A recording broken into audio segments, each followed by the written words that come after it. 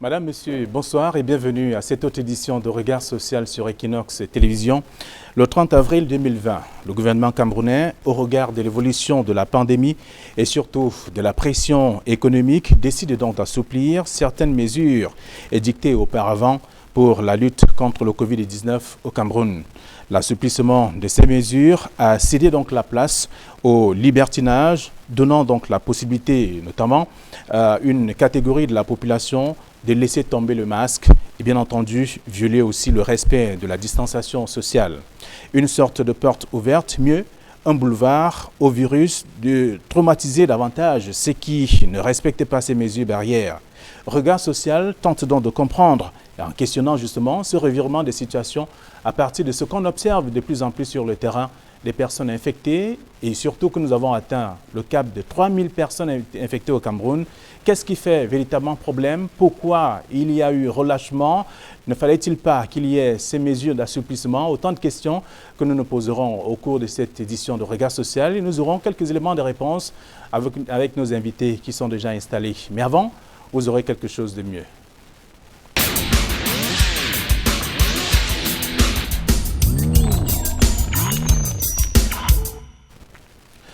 C'était, on l'a dit, le 30 avril 2020, lorsque le Premier ministre termine donc la lecture des mesures d'assouplissement. Des adeptes de Bacchus et autres acteurs du secteur du mouvement sont donc rentrés dans la vie d'avant, avant la pandémie bien entendu, prétextant que c'était la mort du Covid-19 dans notre pays, que non. Le chef du gouvernement avait pourtant rappelé que le port du masque reste obligatoire et surtout le respect donc, de la distanciation sociale aussi. Donc aujourd'hui, comme si c'était un trophée gagné par une équipe de football au Cameroun, je vous propose de revivre cette ambiance de ce soir-là. C'était le 30 avril dernier.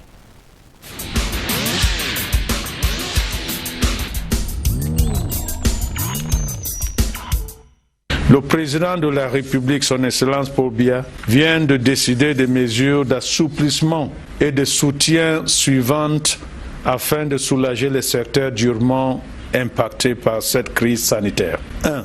L'ouverture au-delà de 18 heures des débits de boissons, des restaurants et lieux de loisirs avec obligation pour les clients et usagers de respecter les mesures barrières, notamment le port de masques, de protection et la distanciation sociale. 2. La levée de la mesure réduisant le nombre réglementaire de passagers dans tous les transports en commun par bus et taxi. Le port du masque restant obligatoire et la surcharge interdite. Ces nouvelles mesures d'assouplissement ont été édictées le 30 avril 2020 par le Premier ministre chef du gouvernement du Cameroun, alors que la pandémie dicte sa loi.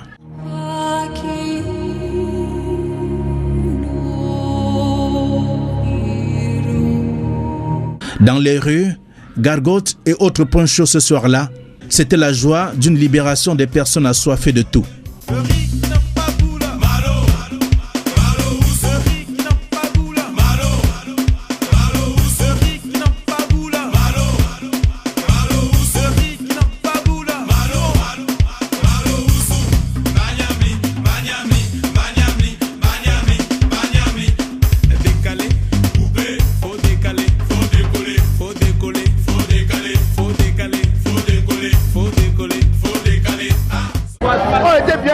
Bon, c'était plus que la prison même.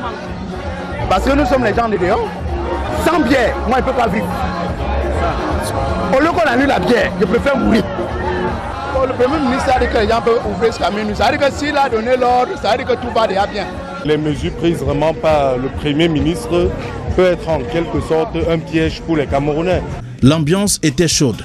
Elle s'est même poursuivie le lendemain avec des personnes qui jubilaient sans masque de protection, violant ainsi la mesure du respect de la distanciation sociale.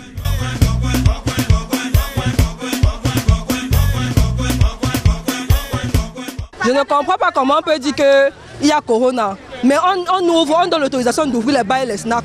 C'est pas pour envoyer les Camerounais mourir. Là, moi, je ne comprends pas. Soit on nous dit la vérité, il y a Corona ou il n'y a pas Corona. Parce que là, maintenant, c'est comme si ça devient du jeu. Depuis qu'on a décidé d'ouvrir les bars et les snacks, moi, j'ai décidé de ne plus mettre mon cache-nez. Parce que moi, en mettant, ceux qui partent là-bas vont venir toujours me trouver avec sur place. La base des mains, est-ce que vous Je ne rachète plus, ça ne sert à rien. Est-ce que dans les snacks on lave les mains?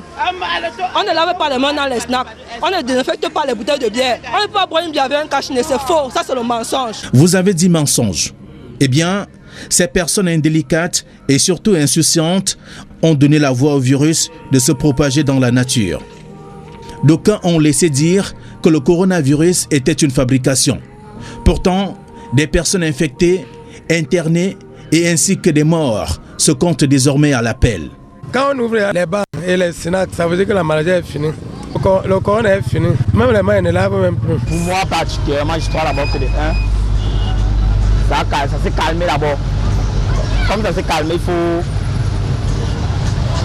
un peu s'arrêter. Alors que des personnes découvrent les dégâts que cause le Covid-19 sur des engins 2 roues et des voitures jaunes, la surcharge reste perceptible, avec tous les risques que cela comporte.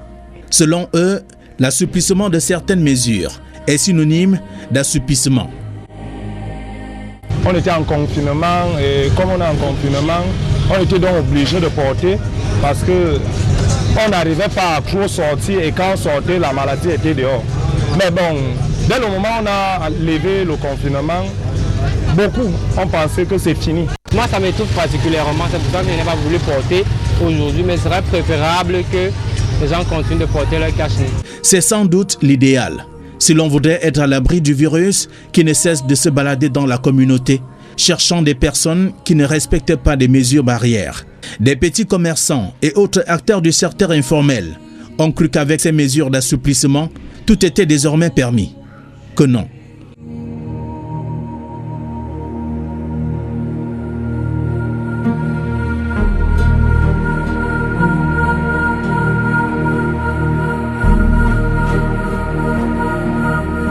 Maintenant, ça va un peu mieux. Parce qu'avant, le moment où on fermait à 18h là, où on venait seulement s'asseoir comme ça, avant le soir, que tu n'as même pas 5 cuillères. Mais actuellement, il y a quand même le changement. L'ouverture du Premier ministre, même le travail a changé dès le vendredi où j'étais dehors. Bon, j'ai quand même travaillé, j'ai quand même un peu un revenu par rapport aux semaines qui se passaient là. Bon. Cette mesure-là nous est vraiment soulagée parce que avant la levée de cette sanction, on garait désormais à 18h.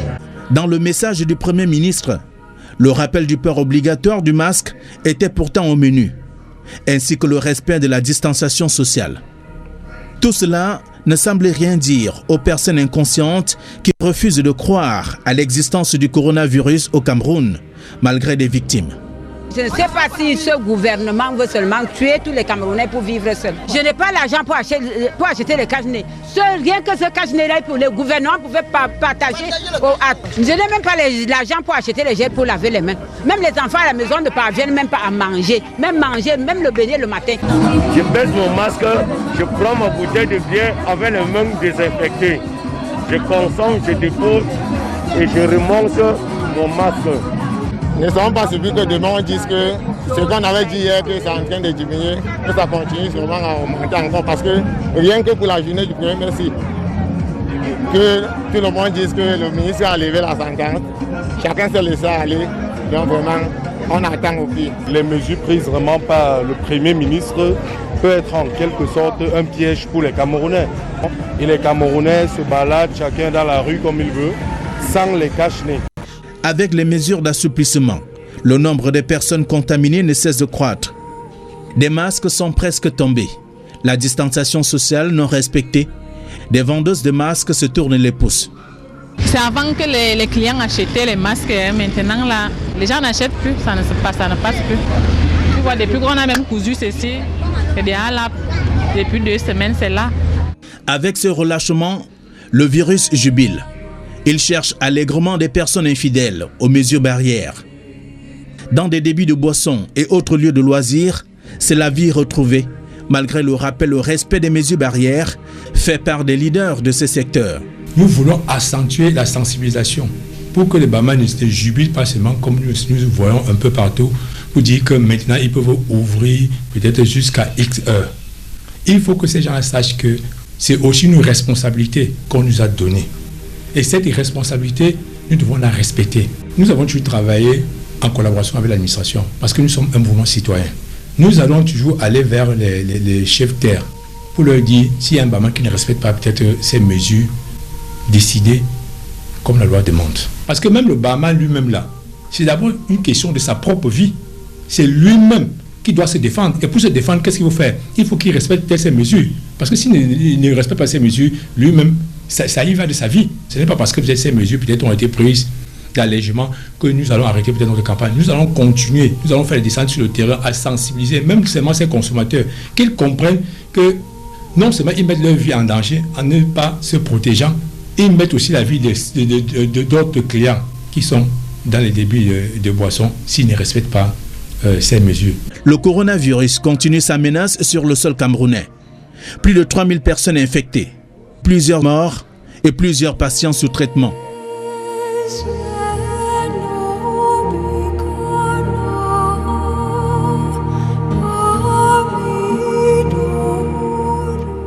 Le lavage des mains à l'eau coulante et au savon, ainsi que le respect de la distanciation sociale sont entre autres mesures à respecter pour se protéger et protéger son vis-à-vis. Ne sortir qu'en cas de nécessité.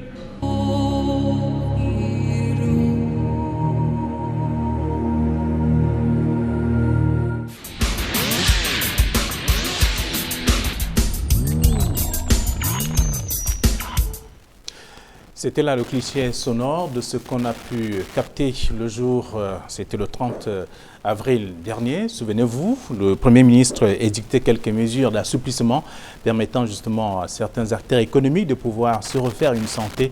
Mais tout cela a donné une possibilité également à ceux qui ne croient pas jusqu'ici à l'existence du Covid-19, que tout était permis et on voit bien les résultats aujourd'hui. Mais pour comprendre davantage de quoi il est question et comment est-ce que les gens peuvent se permettre certaines choses, nous avons sur ce plateau James Loncy. Bonsoir. Bonsoir. Et bienvenue. Je rappelle que vous êtes chef unité surveillance Covid-19 pour la région de Littoral. Affirmatif. Merci. Vous avez suivi ce reportage et il vous interpelle? Oui, à juste titre. C'est un reportage très touchant. Il nous interpelle tous. Et j'espère que tout au long de l'émission, nous pourrons apporter notre contribution pour éclairer davantage la lanterne des citoyens quant à la responsabilité de tout un chacun, mais également le souci que le gouvernement continue de porter pour que cette pandémie soit désormais jugulée. Très bien. Merci d'avoir accepté notre invitation. Docteur Tapa Roger, bonsoir. Bonsoir Flavien et bonsoir à tous les téléspectateurs. Vous êtes médecin de santé publique, vous êtes un habitué déjà de ce plateau, de par vos observations que vous faites, en partie de ce que vous constatez également sur le terrain. Vous aussi, vous avez un mot à dire en rapport avec ce reportage qui a planté le décor. Oui, en fait, de ce reportage, il ressort plusieurs aspects qui ne peuvent pas laisser indifférents. Vous voyez une maman qui se plaint de n'avoir pas l'argent pour acheter le masque. Vous voyez qu'on a des gens qui décrivent le fait qu'on ait autorisé l'ouverture des bars sans mettre les règles. C'est des aspects qu'il faut relever pour juger de la profondeur des mesures qui ont été prises, de l'impact que ça peut avoir au sein de la population. Vous voyez, on ne peut pas demander au gouvernement de tout faire, ça c'est vrai, mais il y a un minimum qu'on peut demander au gouvernement. Si 3 mois après le début de la crise, on peut parler encore des masques, c'est-à-dire qu'on n'a même pas pu, parce que des masques, quand vous demandez aux gens de les porter, assurez-vous qu'ils ont les masques. Ça c'est au moins le minimum. Et je ne crois pas que c'est trop demander au gouvernement que de donner les masques aux gens. Ça c'est une des mesures minimales qu'on pouvait avoir. Oui, en passant, il faut rappeler qu'il y a des masques qui sont disponibles, mais on les vend à 1300 francs. Oui, le problème, c'est de se demander combien de Camerounais, à l'état actuel, vont acheter un masque à 1300 francs.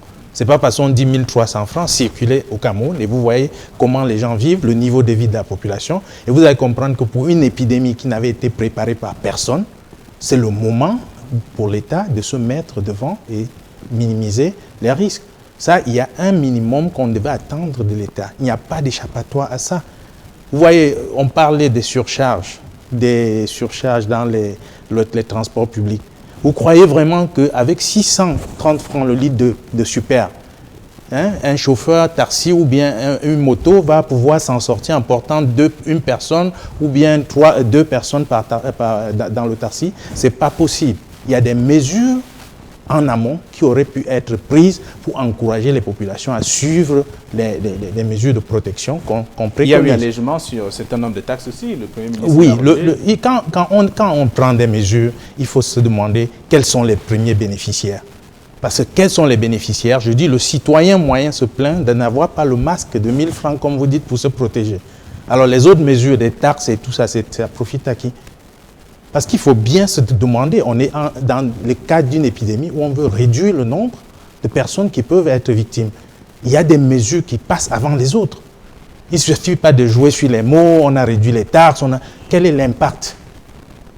Donc il y a un problème de prise en charge ici et il y a un problème de leadership. Il faut qu'on se le dise. Okay. Et peut-être qu'on reviendra dessus. Nous allons développer tous ces éléments tout à l'heure. James, avait-on mûri cette idée, c'est-à-dire assouplir un certain nombre de mesures? Aujourd'hui, on constate qu'il y a plutôt un revirement de situation, croyant peut-être que ces mesures d'assouplissement allaient permettre à tout un chacun d'être conscient, mais c'est plutôt de l'inconscience et de l'insouciance même, à la limite. Oui, peut-être de l'inconscience et de l'insouciance, mais je ne voudrais pas qu'on parle de revirement. C'est plutôt une adaptation des mesures selon l'évolution de la crise et les plaintes également des populations. Vous voyez, il faudrait déjà qu'on comprenne que la réponse à cette épidémie est une action intégrée des différents départements ministériels. C'est pourquoi chaque fois qu'il faut communiquer sur les mesures, c'est le Premier ministre, chef du gouvernement, qui le fait. Ça voudrait dire qu'en amont, il y a eu concertation entre les différents départements ministériels. Et ce serait un peu trop facile de dire que tous nos responsables, nos collaborateurs camerounais n'ont pas mûrement réfléchi pour que les mesures arrêtées n'ont pas été prises en compte du contexte économique, du contexte sanitaire. Donc déjà, on ne pourra pas parler de revirement, mais plutôt une évolution des mesures selon le contexte. Au départ, souvenons-nous, j'espère qu'il y a eu des reportages précédents, quand on avait commencé par prendre ces premières mesures, ce sont ces mêmes populations qui se plaignaient. On nous demande de rester à la maison, mais on n'a pas de quoi manger, on n'a pas de quoi survivre. On nous demande de fermer les bars. Comment est-ce qu'on va vivre? On me demande de ne pas surcharger. Comment est-ce qu'on va vivre? Mais à l'instant, quand il y a le feu, on éteint d'abord le feu. Avant de voir quelle est l'origine du feu, comment est-ce qu'on va reconstituer, réhabiliter les victimes. Les premières mesures étaient prises parce que justement, comme le docteur Tapal l'a dit, on était en situation d'urgence, en situation de crise. Il fallait d'abord prendre ces mesures. Et on s'est inspiré des mesures qui avaient été prises par les premiers pays infectés. Le confinement, fut-il partiel tel qu'il a été pris, ce n'était pas une innovation du Cameroun. Les premiers pays infectés avaient pris ces mêmes mesures. Alors, quand on entend la population par la suite se plaindre et qu'on a d'un côté l'évolution, on pense qu'on peut assouplir ces mesures en renforçant, bien évidemment, l'hygiène des mains, le port des masques. Donc, l'ouverture ou la prolongation des heures dans les débits de boissons n'était pas accompagnée du non-port des masques. Mais je suis plutôt surpris de savoir que les mêmes populations qui se plaignaient de ce qu'on leur demande de rester à la maison et n'ont pas de quoi survivre, mais après le journal de 17h, à 20h, ils ont eu de quoi pour aller s'acheter la boisson. Ça, c'est quand même surprenant. Il faut plutôt se questionner cela. Parce qu'on dit, le citoyen qui se plaignait de n'avoir pas de quoi s'acheter un masque, n'avoir pas de quoi survivre, mais sitôt la mesure levée, ils ont fêté jusqu'à l'aube. D'où vient cet argent? Oui, mais il y a quand même que lorsque le Premier ministre achève son speech, je veux dire la lecture de ces messages, de ces mesures, il insiste sur le fait que le port du masque reste obligatoire et le respect même de la distanciation, des mesures de distanciation sociale aussi. Mais jusque-là, on s'est resté sur les paroles. Est-ce que sur le terrain, il y a eu un travail de fond? C'est-à-dire quoi? Amener les décideurs ou alors certains acteurs à accompagner ces mesures, permettre aux gens de comprendre qu'attention, il faut respecter ça. Mais jusqu'ici, on a l'impression que c'est pratiquement de laisser aller. Non. Je dirais tout au contraire. Vous voyez, quand ces mesures avaient été prises, vous conviendrez avec moi que le lendemain, il n'y avait pas déjà eu des arrêtés, soit le préfectoral gouvernemental qui demandait à ce que ceux qui n'obéissent pas soient sanctionnés. Les premières mesures avaient été prises, mais on laissait chacun à dire « Ok, j'ai du masque, je vais le porter ou je pourrais me procurer le gel ou pas ». Il y avait des agents de sensibilisation sur le terrain, chaque jour, pour faire respecter, pour rappeler, pour sensibiliser les populations sur ces mesures d'hygiène. Et chaque fois, on avait le feedback où on pouvait voir est-ce que les populations adhèrent ou pas. C'est au fil des temps que, on s'est dit, il faut accompagner cela des arrêtés pour sanctionner ceux qui ne font pas qui ne respectent pas ces mesures. Mais quand la mesure gouvernementale a été prise, les agents de sensibilisation étaient sur le terrain pour sensibiliser les citoyens au respect de ces mesures. Alors, vous refusez par exemple le terme de revirement, mais on observe, c'est tout comme avec ce qu'on observe sur le terrain. Il y a un peu plus de personnes infectées en ce moment que par le passé. Ce n'était pas avec la même, la même vitesse aujourd'hui. Non, épidémiologiquement parlant, on ne peut pas dire qu'il y a plus de personnes infectées. Parce que là, c'est une comparaison épidémiologique. Il faudrait qu'on ait eu le même contexte où on a fait une étude de cohorte qu'à la période X, où on a eu le premier cas, avec les mesures strictes, si on va l'appeler ainsi au départ, voilà quelle était la tendance. À la même période X, on a eu des mesures qui ont été maintenues sans assouplissement. Mais comme c'est la même file qui se poursuit, on ne peut pas dire d'entrée de jeu qu'il y a eu une régression ou bien une progression du nombre de cas. Toujours est-il qu'à l'heure d'aujourd'hui, on ne peut pas dire si le pic a déjà été atteint.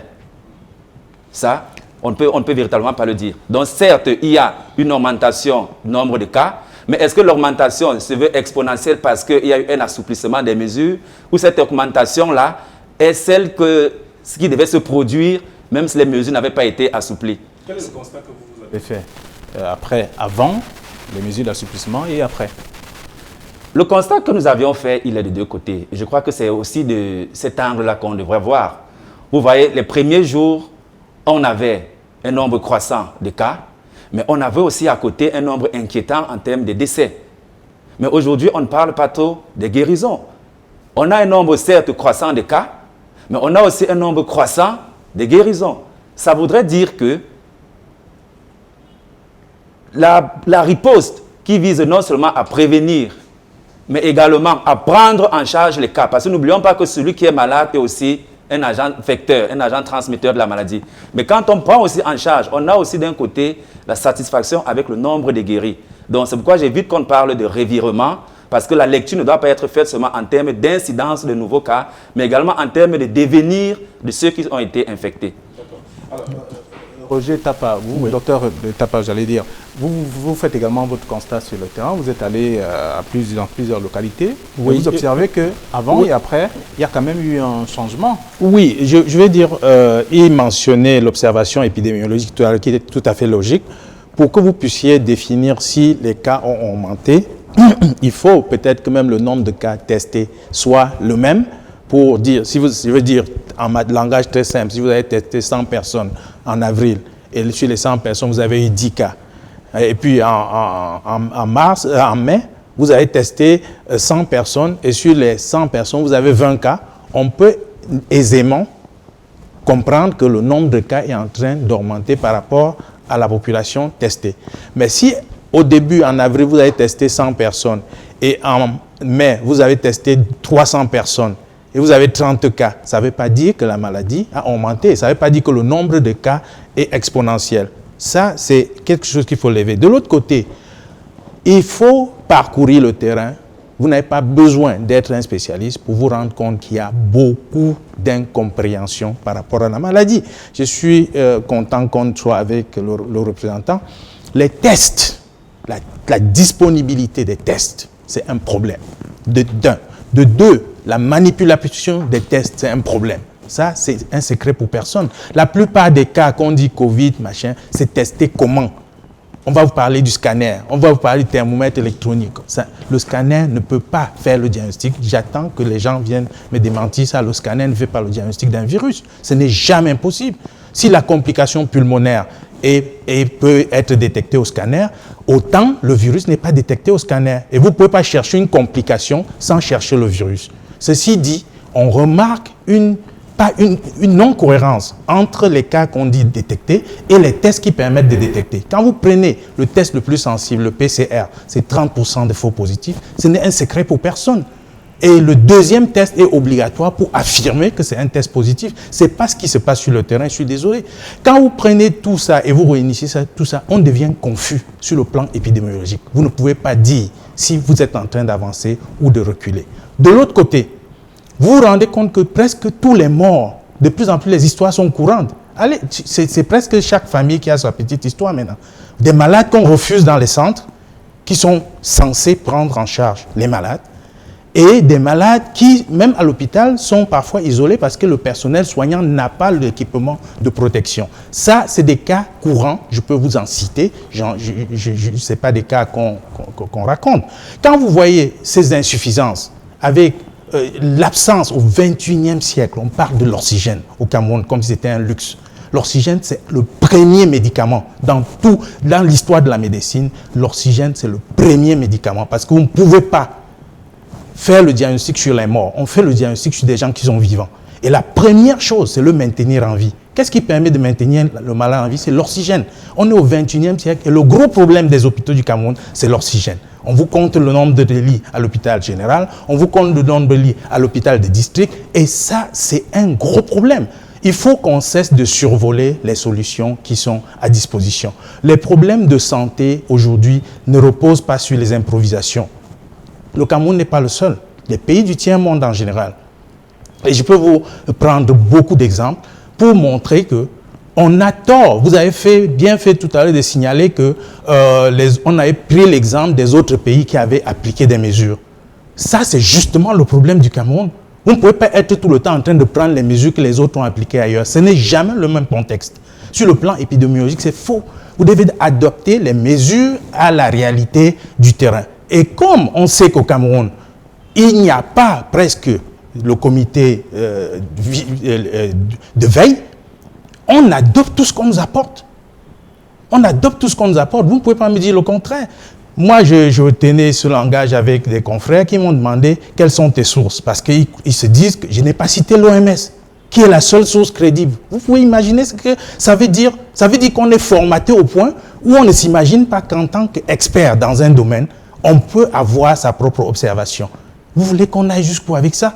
Il y a des exemples dans le monde, d'autres exemples qu'il fallait prendre. Il y a des pays qui ne regardent même pas l'OMS, où l'OMS s'est même inspiré pour faire des réunions. La conférence de Alma-Ata en 1978, c'était basé sur la santé en Chine, au Cuba, au Vietnam, où il n'y avait pas de système de structure occidentale. Pourquoi on ne peut pas copier ça? Ça n'intéresse personne. Mais c'est le même OMS qui n'a pas pu transporter ces systèmes dans les pays qui cherchaient la solution à la santé. Alors, vous voulez réagir ou alors je vous pose la question? Oui, bon, peut-être la question était, je pourrais réagir. D'accord. Alors, je pose la question en fonction de ce qu'on a suivi dans le reportage tout à l'heure. Il y a une dame qui dit carrément qu'elle refuse de porter le masque parce que si on a levé ces mesures d'assouplissement, si on a annoncé ces mesures d'assouplissement, c'est dire que la maladie n'existe pas ou alors qu'on dise la vérité. Ça veut dire qu'il y a un problème de communication à ce niveau. Vous organisez vos réunions régulièrement, c'est pour trouver des stratégies. Quel est le message que vous adressez à la population en fonction de ce qu'on a suivi tout à l'heure? Oui, je voudrais déjà rappeler, je l'ai dit dans mon propos, quand le Premier ministre, chef du gouvernement, communique sur les mesures gouvernementales, c'est après consultations qui ont été faites. Vous voyez, dans la chaîne nationale, chaque fois au journal, ils ont en direct un rendu qui se passe au COUS. Le COUS, c'est le Centre des opérations des urgences de santé publique. Donc, on ne pourra pas être invité tous citoyens, mais la porte est ouverte. Donc, si le Premier ministre, dans ses interventions, fait une sortie synthétique, ce n'est pas dire qu'il n'y a pas un travail qui est fait. Donc, le COUS, comme je l'ai dit, c'est le Centre des opérations des urgences de santé publique. C'est où il y a donc tous ces experts. Et c'est un centre multidisciplinaire. On a des épidémiologistes, on a des cliniciens, on a des techniciens de laboratoire, on a des psychologues, on a des communicateurs. Donc, chacun y va dans son domaine et analyse quelles sont les méthodes de communication qu'il faut adapter, quelles sont les mesures psychologiques pour gérer la conscience des populations, quels sont les procédés cliniques qu'il faut. Donc, c'est tous ces experts-là. Et ça se passe également au niveau de la région, d'ailleurs dans toutes les régions. Le cours se décline en ce qu'on appelle le système de gestion de l'incident. Et également, on retrouve encore tous ces experts dans le système de gestion de l'incident où chacun a sa partition à jouer. Quand nous disons tantôt qu'on s'est inspiré des mesures des autres pays, ce n'était pas du copier-coller. Vous voyez, même les États-Unis, dit-on la première puissance, aujourd'hui en train d'accuser la Chine de ne leur avoir pas donné les secrets. Le Covid est une nouvelle maladie, c'est un nouveau virus, comme on le dit. Donc, quand on parle de s'inspirer, c'est-à-dire les gens qui ont été les premiers à trébucher ont au moins su quel a été l'achoppement. C'est de cela qu'il s'agit. Il ne s'agit pas de s'inspirer dans la mesure de copier leur façon de faire. Non. La preuve en est que quand, vous vous souvenez, on a eu les premiers passagers avec des vols venus de l'extérieur. Ce sont les mêmes populations qui ont dit « Pourquoi est-ce qu'on ne fait pas le confinement comme ça s'est fait ailleurs ?» C'est également, je voudrais dire que c'est une évolution qui va dans le contexte. Les populations ont réclamé pourquoi on ne fait pas le confinement. Alors, vous avez parlé des commissions, des équipes qui se retrouvent tous les jours, que ce soit au niveau des régions ou encore d'autres secteurs. C'est dit, vous avez des équipes sur le terrain. Oui. Et ces équipes sont chargées de passer le message que vous avez étudié. Vous leur dites, allez dire telle chose sur le terrain. Mais est-ce que vous êtes rapproché de ces équipes ou des populations pour constater que les messages sont passés? Oui. Parce que si on entend des témoignages comme celui de cette dame, elle n'est pas seule. Il y a bien d'autres qui ont estimé qu'il y a un autre monsieur qui estime que lui, carrément, il ne se lave même plus les mains. Il fait comme par le passé, comme il vivait avant. C'est ce qu'on appelle la communication des crises. Dans un incident comme celui de cette pandémie, il y a également, je vous ai dit, toute une section qui est en charge de la communication. Et dans cela, il y a l'aspect communication des crises. Les agents qui vont sur le terrain sensibiliser reviennent également avec les idées, les appréhensions, les perceptions du public. Et c'est où on a, d'un côté, quel est le niveau d'adhésion, d'observance des mesures qui sont prises, mais également, que pense la population? Comment est-ce que la population réagit par rapport à ces mesures? Donc les agents qui vont sensibiliser ne sont pas que porteurs du message, mais elles sont aussi capteurs des perceptions des populations et reviennent pour qu'en interne, on adapte. Et c'est pourquoi je dis que ce n'est pas un revirement de situation, parce que ce sont ces mêmes populations qui ont déploré déjà les premiers jours qu'il fallait le confinement. On a apporté le confinement, elles se sont déplorées, il faut les mesures d'accompagnement. On met quelques mesures d'allègement pour suppléer à ces mesures d'accompagnement. Ce sont les mêmes populations qui ont dit tantôt on préfère ouvrir les bars que l'école. Maintenant, on ouvre l'école, les mêmes populations disent que les enfants vont aller mourir dans les écoles. Et ça, vous voyez aussi un peu cette logique de la population qui voudrait toujours se plaindre. Je ne crois pas que le gouvernement, aucun gouvernement dans le monde, c'est-à-dire que même les pays dont on dit être en guerre, où il n'y a pas de démocratie, aucun gouvernement dans le monde ne peut volontairement mettre ces populations dans le chaos. Vous avez évoqué le cas de la rentrée, puisque c'est le 1er juin, c'est la date qui est prévue. Mais est-ce que s'il y a justement ces dispositions, est-ce qu'on n'entendra pas pire que ce qu'on a entendu tout à l'heure chez les parents? Non, je ne pense pas. Parce qu'il y a quand même la peur qui continue de gagner ces parents-là. Si vous suivez exactement les mesures qui ont été dites, on a dit que seules les classes d'examen reprendront. Pour les classes intermédiaires. Ce sont toujours des enfants qui iront à l'école. Oui, ce sont toujours les enfants. En troisième, on n'est pas si vieux. Ce sont toujours les enfants qui iront à l'école. Mais je dis, ne regardons pas simplement l'action. Je dis, voyons, on a fait des préoccupations au départ, où la population s'est dit, irons-nous vers une année blanche? Les experts se sont assis. Ils ont évalué quel est le parcours qui a déjà été fait à cette date. Alors, pour que l'année ne soit pas blanche, au moins pour les classes d'examen, voilà quelles sont les mesures. Si on rouvre les portes, il faudrait que le corps enseignant prenne telle disposition. Il faudrait qu'au niveau des établissements, voilà les mesures qui soient faites. Je crois que les experts de l'éducation des bases ou des enseignements secondaires ne nous démentiront pas, qui sont mieux placés pour dire si ces mesures sont déjà implémentées. Mais à l'avance, le chef du gouvernement a bien donné une feuille de route quant à l'ouverture. Alors, docteur Tapa, on a quand même vu qu'avant l'allègement de certaines mesures, les gens essayaient au moins de respecter parce qu'il y avait encore l'ambiance de la maladie qui arrive, qui secoue tout le monde et qui inquiète également tout le monde. Mais juste après, on allège certaines mesures, on se dit, OK, si on est arrivé à ce niveau, malgré notamment des plaintes des populations, ça veut dire que c'est passable. Et passable aujourd'hui est devenu pour certains définitif, c'est-à-dire ne même plus penser à un port de masque. Est-ce que ce n'est pas un problème, ce n'est pas l'incivisme des populations à ce niveau-là aussi? Non, vous savez, en matière du comportement de l'être humain, quand vous avez fait la science du comportement de l'être humain, il y a des choses que vous ne voyez pas comme les autres la voient. Je veux dire, vous ne pouvez pas trouver que quelqu'un est irresponsable quand vous ne lui avez jamais appris à être responsable. Ça, c'est fondamental. Vous ne pouvez pas trouver que quelqu'un est léger dans l'exécution d'une mesure quand il n'a jamais été entraîné à exécuter des mesures. Je veux dire, tant qu'on va fonctionner sur la base des improvisations,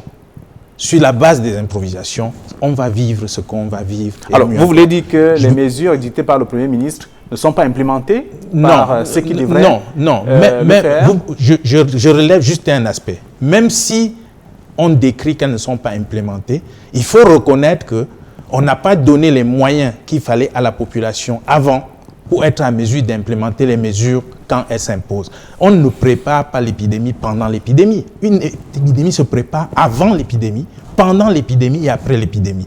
Ça, c'est pas le problème du Cameroun est profond, comme la plupart des pays de l'Afrique au sud du Sahara, où j'ai parcouru. Je connais le problème n'est pas propre au Cameroun, mais c'est propre à tous ces pays pour une raison.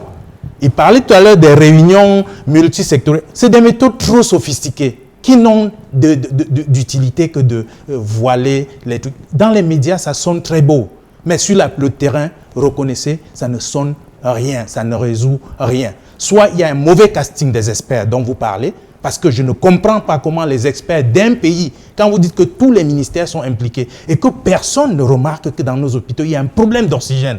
Quand on a un problème respiratoire qui sévit, il y a un problème d'experts. Si ces experts, c'est vrai, il y a un mauvais casting des experts. Il peut aussi se poser un problème de moyens. Il peut se poser un problème de moyens pendant 50 ans. Vous pensez qu'on n'a jamais eu à alerter le problème d'oxygène dans les hôpitaux au Cameroun? Moi, je l'ai fait. Parce qu'il parlait, on ne peut pas inviter tout le monde. Moi, je l'ai fait. J'ai rencontré les gens au ministère par rapport à ce problème. Ce n'est pas aujourd'hui. Ça date de 2005, 2009. Je suis même venu avec un plan de proposition. C'est inadmissible que les hôpitaux manquent de l'oxygène. Ce n'est pas possible au Cameroun. Vous voyez les factures qui sortent des hôpitaux, on facture l'oxygène aux malades, vous facturez l'oxygène. Quand quelqu'un n'a pas l'oxygène, allez voir la réalité sur le terrain. On ne va pas se taire indéfiniment sur un problème qui est fondamental. Le système de santé chez nous pose un problème parce qu'on n'a pas une riposte locale. On ne fait pas les réunions quand l'épidémie s'est posée. On fait des réunions pour préparer les problèmes quand ils vont se poser. Et quand les problèmes se posent, c'est la communication. C'est-à-dire que ce n'est plus qu'on doit appeler quelqu'un pour qu'on se réunisse toute la journée alors que les gens meurent sur le terrain. Donc, il faut reconnaître qu'il y a un problème profond de santé au Cameroun. Et ce problème profond, je dis, ça repose sur notre système de fonctionner. On croit que les solutions vont venir d'ailleurs.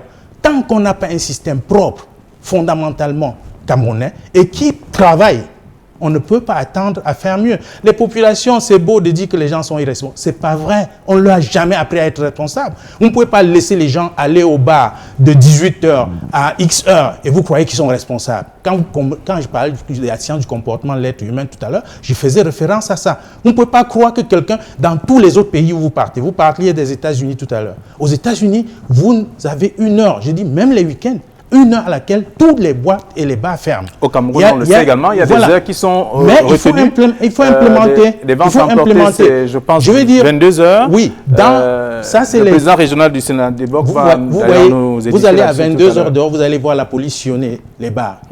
Comment ils ne ferment pas les bars qui continuent à tourner la musique à minuit, 1 heure, machin? Allez comprendre. Parce qu'il ne s'agit pas de dire qu'on a la loi. La loi ne sert à rien si elle n'est pas appliquée. Vous voulez dire qu'il y a une complicité sur le terrain? Oui, entre ceux qui doivent pas moi qui le dis. C'est évident que si la force de l'ordre vient dans un secteur qui devait fermer à 22 heures, à minuit, et il ne ferme pas en partant, il y a un problème. Il faut se poser la question pourquoi. Vous imaginez un pays qui se veut productif. On parle là d'un virus. Tout ce que l'être humain a contre le virus aujourd'hui, c'est son système de protection, c'est son système de défense. Portez les masques, tout ce que vous voulez. Si le système immunitaire est faible, il ne peut pas réagir. L'un des éléments fondamentaux pour que votre système immunitaire fonctionne, c'est le repos, le sommeil. Vous connaissez combien de quartiers ici où on peut dormir calmement? Vous vous couchez, la musique vient vous trouver à 4 heures dans le lit. Dans la journée, vous vous promenez, vous ne pouvez pas travailler dans le bureau. La musique vient vous trouver. Vous croyez vraiment que cette fonction-là, c'est pour... À la fin, c'est des épaves que le virus trouve. On n'est pas en voie si on ne peut pas regarder le problème de façon fondamentale. Qu'est-ce qu'on fait pour prévenir le mal ici? Les populations sont en mal de leadership dans ce domaine. Il ne faut pas qu'on se trompe. Dans le domaine de la santé, il y a une carence criarde, que ce soit d'éducation, que ce soit de méthodes d'alerte, que ce soit de prise en charge. Et il faut qu'on le reconnaisse. Alors, James, pourquoi on ne respecte pas ces mesures sur le terrain? Oui, je crois que... Il y a par exemple, il a évoqué le cas de la fermeture des ventes emportées, des bars et autres, qui est de 22 heures. Enfin, c'est une fermeture pour les bars, c'est 22 heures. Les snacks, c'est peut-être minuit, quelque chose comme ça. Ainsi de suite, c'est par catégorie, de toute façon. Oui, je crois que ce sont les tenants de ces débits de boissons, snacks et bars qui pourront dire pourquoi est-ce qu'ils ne les ferment pas. Mais je me réjouis et je suis tout à fait d'accord avec le docteur Tapa, merci. Et je vois un peu le courroux qu'il a.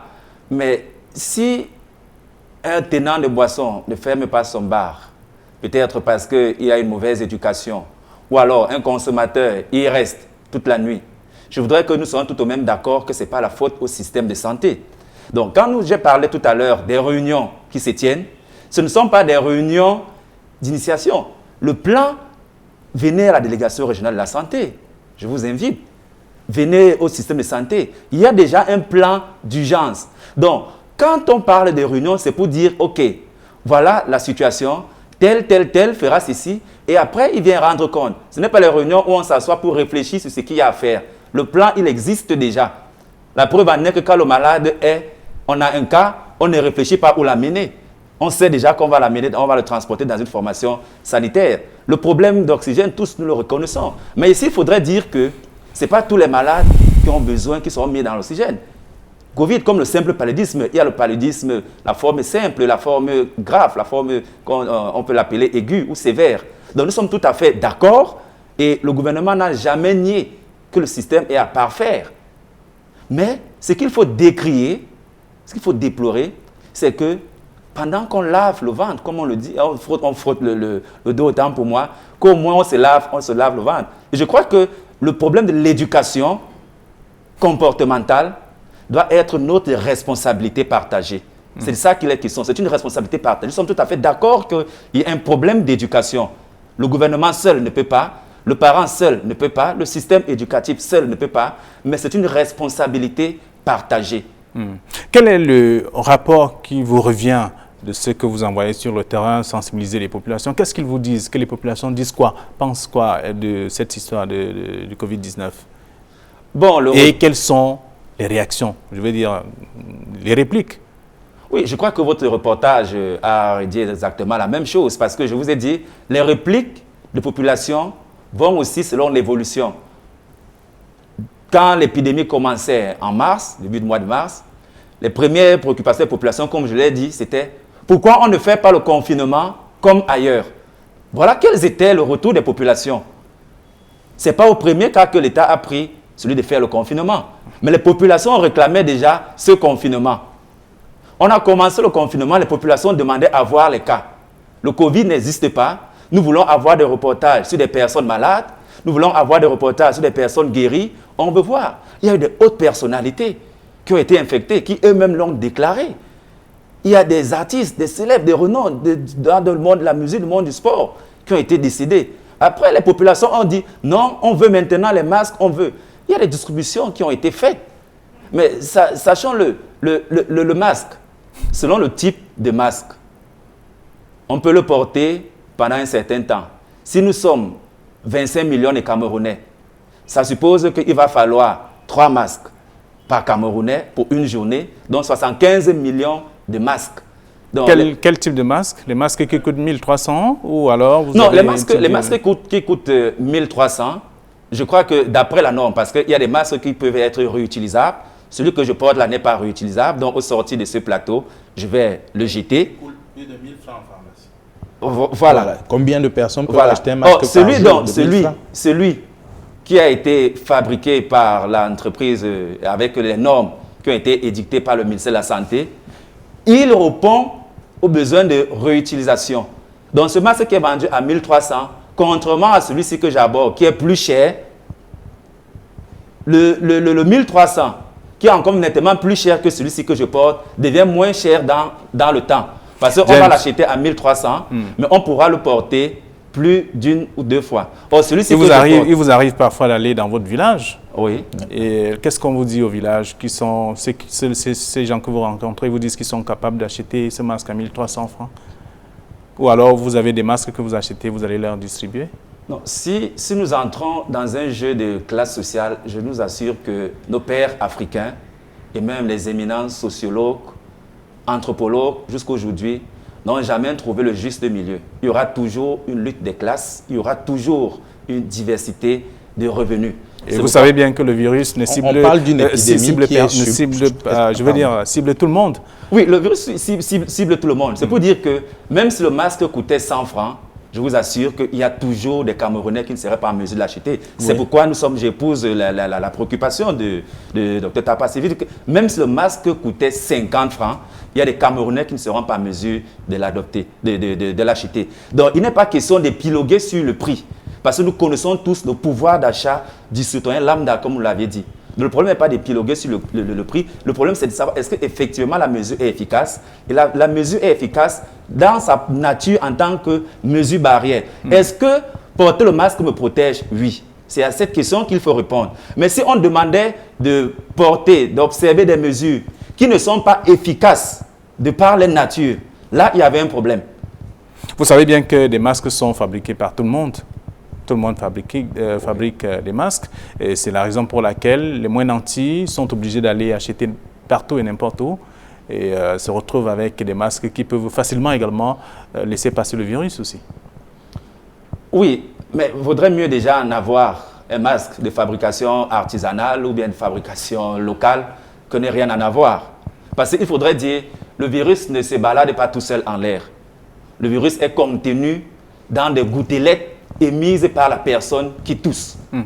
Ça veut dire que si mon masque peut déjà retenir, ne serait-ce que cette gouttelette-là, il va retenir. Le virus n'est pas lui seul en l'air. Non, le virus est dans la gouttelette émise par la personne qui tousse ou qui éternue. Alors, vous me donnez certainement l'occasion de dire à ceux qui fabriquent les masques de façon fortuite, de façon artisanale, il faudrait juste qu'ils doublent les couches de ces masques-là, c'est-à-dire que un tissu, vous voyez, il y a souvent ce qu'on appelle les sportifs à bord, comme les cyclistes, le collant. C'est-à-dire qu'à votre masque, vous avez mis votre tissu naturel, vous pouvez mettre une autre couche qui est la matière que les cyclistes portent souvent là, comme collant. Ça fait une sorte de doublure. Ça fait une sorte de doublure, c'est mieux que rien, parce que je vous dis, même si le masque coûtait 50 francs, nous connaissons, il y a des Camerounais qui ne sont pas capables. Mais la question à se poser, c'est est-ce que le masque est efficace? Oui, le masque est efficace, donc portons-le. D'accord. Alors, nous allons sortir de cette première partie, le temps de comprendre qu'est-ce qu'il faut concrètement, Dr Tapa. Nous sommes dans la phase de la contamination communautaire, c'est-à-dire que partout où on peut être, on est susceptible de choper le virus si on n'a pas son masque ou alors on ne respectait pas l'hygiène, c'est-à-dire se laver les mains à l'eau et au savon ou encore utiliser le gel désinfectant. Oui, je crois que je l'ai dit déjà une fois ici, les malades, les populations doivent sortir de la psychose. Parce que ça, c'est le premier élément qui est en train de décimer les gens. Cette psychose, qui est un tueur pour l'immunité, n'aide personne. Ce n'est pas parce que vous avez peur que quelque chose n'arrive pas. Il faut que les gens comprennent ça. Deuxième chose, il y a une question de responsabilité individuelle et une question de responsabilité collective. Si vous savez que vous pouvez faire quelque chose pour vous protéger, faites-le. Mais que l'État de l'autre côté sache qu'il a des devoirs et des obligations. Quand on parlait du citoyen qui ne peut pas acheter un masque, même si c'est à 50 francs, c'est ceux-là que l'État doit couvrir. C'est ceux-là, et c'est la responsabilité de l'État. Ce n'est pas une faveur. C'est en ce moment que le citoyen se reconnaît d'appartenance à une république. Parce que lui, il a des devoirs. Quand vous passez récupérer les impôts jusqu'au citoyen qui est au fin fond du village, il paye le savon pour se laver. Ce savon, on a taxé à la douane, on a taxé partout. Donc tout le monde paye les impôts. Il ne faut pas croire que c'est les commerçants qui payent les impôts. Tout le monde paye les impôts. Donc quand il vient une situation subite, impréparée, l'État doit assumer les responsabilités collectives. Ce n'est pas pardonnable. Ça, jusqu'aujourd'hui, j'ai dit, c'est inadmissible qu'on vive ce qu'on vit avec les masques. Au moins, à une échelle quelconque, on devait avoir une distribution permanente des masques. Il y a ça au moins, c'est au niveau de l'État. Vous ne pouvez pas m'en convaincre. Et de l'autre côté, qu'est-ce qu'on voit sur le plan international? On nous apporte des véhicules. Il faut faire très attention. Sur le plan social, il y a quand même des éléments sur lesquels on appuie quand on est dans les situations, c'est la population. Et ces populations ne se trouvent pas à Douala et à Yaoundé. Ces populations ne se trouvent pas à l'hôpital général ou à l'hôpital. Allez dans les hôpitaux des districts, à Douala même et à Yaoundé. Allez dans les hôpitaux périphériques, les dispensaires, et vous voyez ce qui s'y passe. Vous allez comprendre que, au-delà de tout ce qu'on dit, il y a des réalités énormes qu'il faut faire face et puis qu'il faut prendre des mesures collectives d'urgence. Et je dis, une fois de plus, on doit tirer des leçons. On doit tirer, sans attendre la fin de la crise, on tire des leçons. On commence à corriger ce qu'on peut corriger pour continuer à corriger même après la crise. Parce que ce qui est sûr, le virus ne va pas disparaître demain. Ce n'est pas clair. Il pourra même rester là. Mais ça ne veut pas dire que les gens vont continuer à mourir du virus. On peut trouver des moyens de protection si on s'y met de façon individuelle et de façon collective. Mais on ne va pas y arriver en incriminant les populations d'être irresponsables, prendre des mesures pour sanctionner les gens qui ne portent pas le masque. Ça, c'est vraiment ce qu'il ne faut pas faire.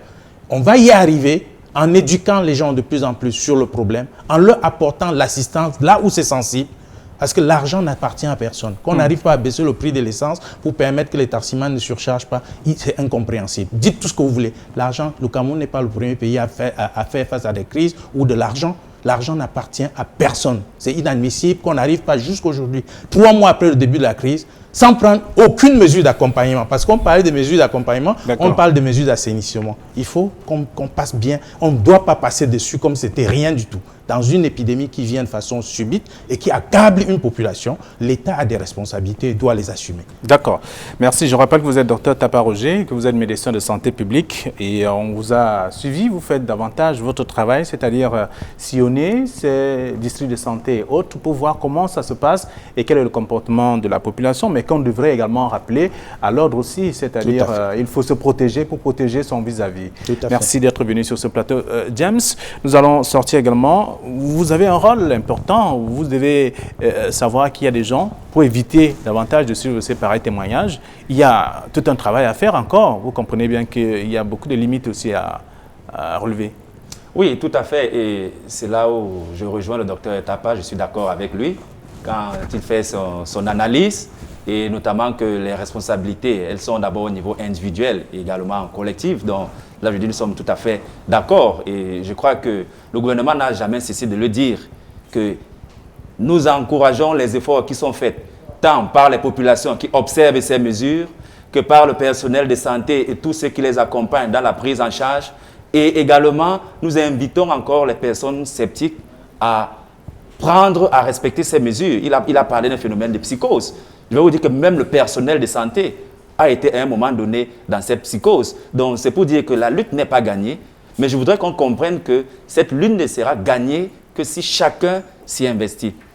Et effectivement, le travail que nous faisons, c'est chaque jour d'adapter avec l'évolution du contexte les mesures de riposte, tant basées sur les perceptions quotidiennes des populations que sur l'évolution épidémiologique de la maladie et l'évolution des technologies en termes de protocoles de prise en charge, en termes d'équipement technologique.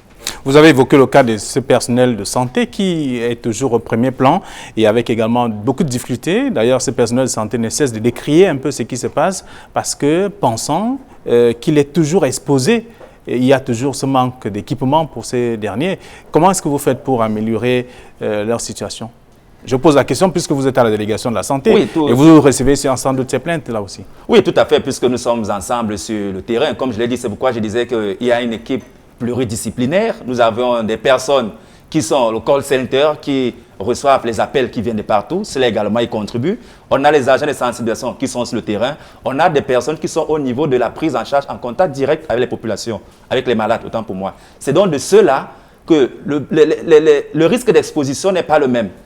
Pour celui qui est en sensibilisation en communauté, que celui qui est derrière le téléphone pour recevoir les appels des urgences, ou celui qui est en contact avec le malade, chacun a besoin d'une protection, mais les équipements de protection sont en fonction de l'exposition de la personne qui intervient dans la réponse. Il y a quand même une priorité, non? Oui, il y a une priorité. Il y a une priorité, ceux qui sont au front. C'est pourquoi vous verrez si vous avez fait des reportages sur les prises en charge, vous voyez que le personnel qui est au front, ils ont une combinaison tout de blanc vêtu, ils sont couverts des yeux, de la tête, contrairement à ceux peut-être comme moi qui suis dans un plateau, j'aborde mon masque. Donc il y a des priorités pour les personnels qui sont au front, il y a des priorités et ça c'est fait chaque jour. Il y a également, j'ai dit, il y a une section logistique qui s'occupe du matériel. Son travail, c'est de se rassurer que chacun a l'équipement de protection individuelle pour la tâche qu'il mène au quotidien. D'accord. Les médecins vous ont suivi. Je rappelle que vous êtes chef unité surveillance Covid-19 pour le littoral.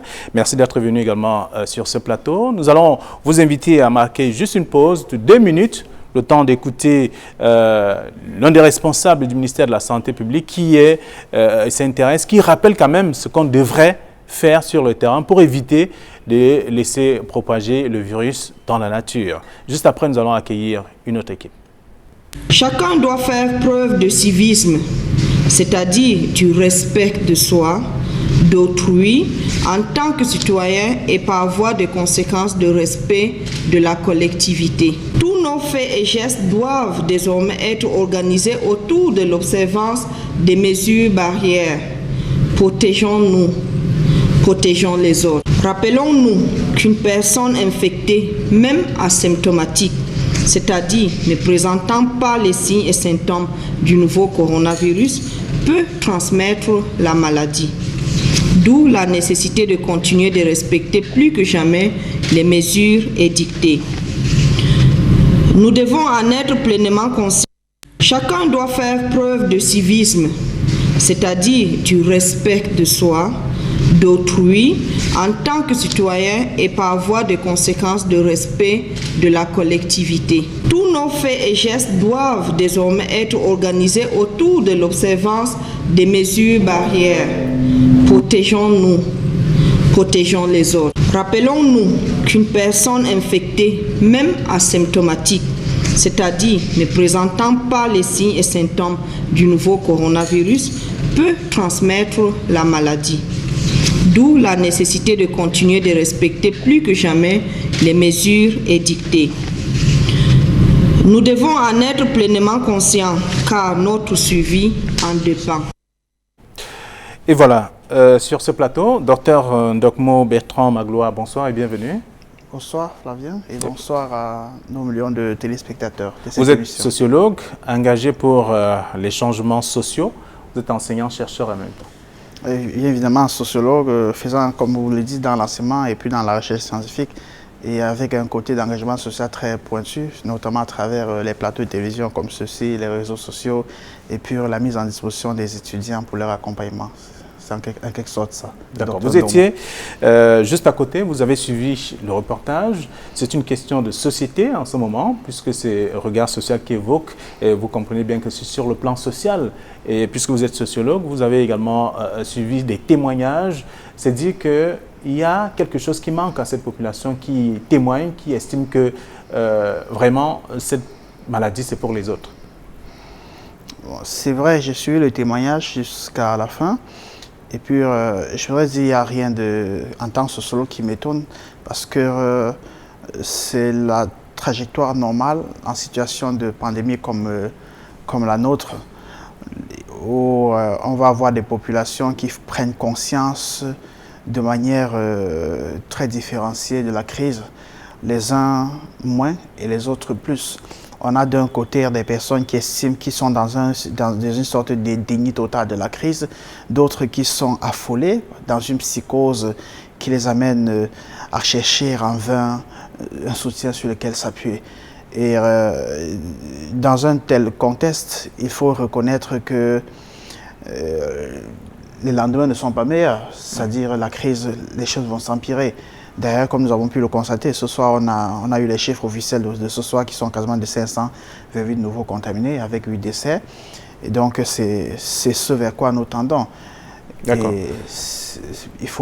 Nous crions fort que le pire soit à venir. D'accord. Nous allons développer tout cela dans quelques instants. Le temps d'accueillir Hervé Nana. Bonsoir. Bonsoir Fabien. Vous êtes président régional du syndicat des exploitants des débits de boissons du Cameroun.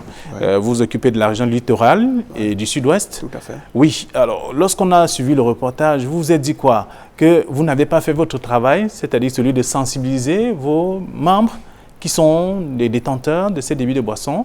Non, on n'a pas dit qu'on n'a pas fait, on ne s'en a pas pensé un seul instant qu'on n'a pas fait notre travail. Vous savez, le message est arrivé le 31 avril.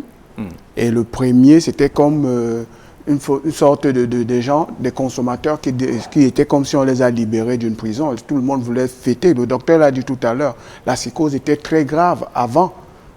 Du 17 au 30, c'était compliqué. Les gens avaient plus peur même de croire que c'est une fin du monde même que la maladie elle-même. Donc, c'était... Est-ce qu'il fallait donc festoyer après l'annonce de ces mesures? Vous ne pouvez pas empêcher quelqu'un qui est sorti d'une prison. Vous savez, le confinement, c'est très dur. Les gens sont tombés malades, même simplement en pensant uniquement à la maladie, sans être malade. Vous comprenez? Vous ne pouvez pas empêcher quelqu'un qui sort de prison de vous dire qu'il va aller fêter. On ne peut pas empêcher ça. Mais maintenant, comme le disait également le sociologue sur le plateau tout à l'heure, la protection est individuelle. Vous comprenez? Nous, on a fait notre travail et on continue à le faire même sur le terrain. On continue à sensibiliser les exploitants des débits de boissons sur le respect des mesures et de ne pas croire que les mesures d'assouplissement étaient la fin de la maladie. Donc, nous continuons à faire notre travail. On ne pense pas un seul instant que on doit faire un relâchement en fait à ça. Alors, ils pouvaient peut-être aller à l'église ou encore à la mosquée, prier, mais ils sont plutôt allés dans les débits de boissons. Il y en a qui sont allés à la mosquée. Le débit de boisson, c'est un lieu où on va par volonté, M. Flavien. On n'y va pas dans un débit de boisson par contrainte. Vous savez, on ne vous oblige pas. Prenons un exemple simple. Vous nous avez invités sur votre plateau aujourd'hui. Nous sommes venus parce qu'on est volontaire à venir. On pouvait refuser de venir et aller s'asseoir dans un nightclub. Est-ce que les nightclubs sont fermés? Est-ce que les snacks sont fermés à l'heure actuelle? Mais c'est un choix. Si quelqu'un va dans un débit de boisson ou dans un lieu de loisir, c'est parce qu'il veut, il estime qu'il peut aller s'amuser. On ne le force pas. Mais par contre, vous êtes obligé d'aller, par exemple, payer votre quittance Néo. Hein? Et quand vous arrivez pour payer ces quittances, est-ce que vous n'êtes pas en contact avec les gens? Vous continuez à être plus en contact même dans ces milieux parce qu'il faut faire la queue pour aller payer et arriver au guichet. Vous allez toucher les mêmes barres de fer que quelqu'un venait de passer. Mais tout ça, on ne voit pas cet aspect. Parmi les méthodes de contamination, on a parlé également, le docteur James a fait un rapport cette semaine où il estimait que le virus faisait 48 heures sur le carton et 3 jours sur du plastique. Ça veut dire qu'aller à la banque, quand vous allez pour toucher votre argent, les gens sont à rang. La dame, la caissière, compte de l'argent qu'elle vous remet, que le sociologue est venu déposer dans le compte, on me remet le même argent. S'il était contaminé, nous serons tous contaminés. Par contre, vous êtes obligé d'aller au marché, vous êtes obligé d'aller payer vos quittances, parce que si vous ne payez pas, on va vous les couper. Vous êtes obligé d'aller à la banque pour chercher de l'argent. Mais on n'oblige personne d'aller dans un débit de boisson. Donc, on ne peut pas simplement accuser les propriétaires de débits de boisson d'être responsable d'un consommateur qui a décidé délibérément comme ça de venir boire. Alors, il y a autre chose également, c'est que vous ne respectez pas les heures de fermeture. Non, les heures de fermeture sont régies en fonction des catégories des licences d'exploitation. D'accord. On ne peut pas revenir. Ferme à quelle heure? La vente à emporter, c'est ce qu'on appelle les dépôts. À 20 heures, ils sont fermés. Mais après, vente à consommer sur place ont 2 catégories encore. Vous avez ceux qui ferment à minuit et il y a ceux qui vont à 4 heures du matin. Les snack bars, vous n'allez pas un snack bar qui a la licence et un agrément, un panonceau du ministère du tourisme qui lui permet d'aller 24 sur 24 et 7 jours sur 7. Vous n'allez pas lui demander de fermer. Tout simplement parce qu'il y a un problème, parce il a payé une taxe pour avoir cela. Il paye ses impôts en fonction de cette catégorie. Vous voyez? Et la vente à consommer sur place, à minuit, il doit fermer. À minuit, il ferme. Si il y a le problème de la police, comme l'évoquait tout à l'heure Roger Tapa sur le plateau, Ça, c'est... La faute à qui? Au barman ou au policier qui vient et qui ne ferme pas le bar? Au barman qui doit d'abord respecter... Non, au policier qui est le gendarme, du respect de la loi. Non, ça ne lui permet de fermer, par exemple, à minuit et il ne ferme pas. Le policier arrive dans son point de vente. Qu'est-ce qu'il fait? Il est appelé à fermer à cet instant. S'il ne le ferme pas, ce n'est pas la faute au barman. Puisque c'est lui le gendarme de la Constitution et de la loi. Vous ne pouvez pas demander à un barman. Vous ne pouvez pas incomber tout simplement la responsabilité au barman. Voilà. Docteur Dokmo, vous suivez ce qu'il dit. Ça veut dire que la faute ne revient pas à ceux qui reçoivent les consommateurs, c'est plutôt à ceux qui doivent faire exécuter ces mesures.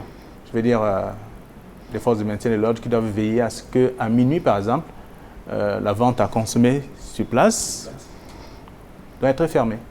Mais jusque-là, ce n'est pas fermé à cette heure-là, et malgré notamment des tours effectués par des forces de sécurité. Avant d'y répondre, vous me permettrez de souhaiter exprimer mon soutien à l'endroit de quelques proches qui sont frappés par l'épidémie. C'est vrai, pour des questions de mesures de distance, mesures barrières, je ne peux pas les assister autrement. Mais je crois quand même que je voudrais leur dire de tenir fort, tenir le coup, parce que ça va passer. Ils ont la chance surtout d'être jeunes, que ça va passer. Mais revenant à votre question, je voudrais dire que la faute à qui dans une telle situation? Les responsabilités sont bien évidemment partagées. Mais sauf que ce qu'il faut reconnaître, c'est que les forces de maintien de l'ordre dans notre pays ne font pas toujours très bien leur travail. Parce que dans un contexte de violation flagrante comme ça des principes, ils devraient sévir. Mais très souvent, ce qu'on constate, ce n'est pas le cas. Et on devrait les interpeller ainsi à passer à l'acte lorsqu'il faut fermer. Mais évidemment, interpeller le citoyen à la prise de conscience. À la prise de conscience, parce que nous l'avons dit dès le début de cette crise, que en situation de crise comme celle-ci, n'importe qui doit apporter sa contribution. Ce n'est pas que l'État, c'est du ressort de tous. Et puis le citoyen est interpellé à prendre conscience déjà à son niveau, pour pouvoir se protéger et puis protéger les autres. Et donc, pourquoi cette conscience n'est pas prise? Bon, la conscience n'est pas prise parce que vous savez, en matière d'épidémie, c'est un peu délicat. J'ai échangé avec un psychologue, le docteur Fofé, Simeon Fofé, qui est psychologue clinicien, sur cette question il y a quelques jours. Et je voudrais dire que, en fait, la question d'épidémie, c'est un peu compliqué. Parce que pour que les gens puissent bouger des manières de faire, il faut d'abord cette psychose pour que les gens bougent. Parce que sans cette psychose, les gens vont rester dans leurs habitudes habituelles, dans leurs conduites habituelles.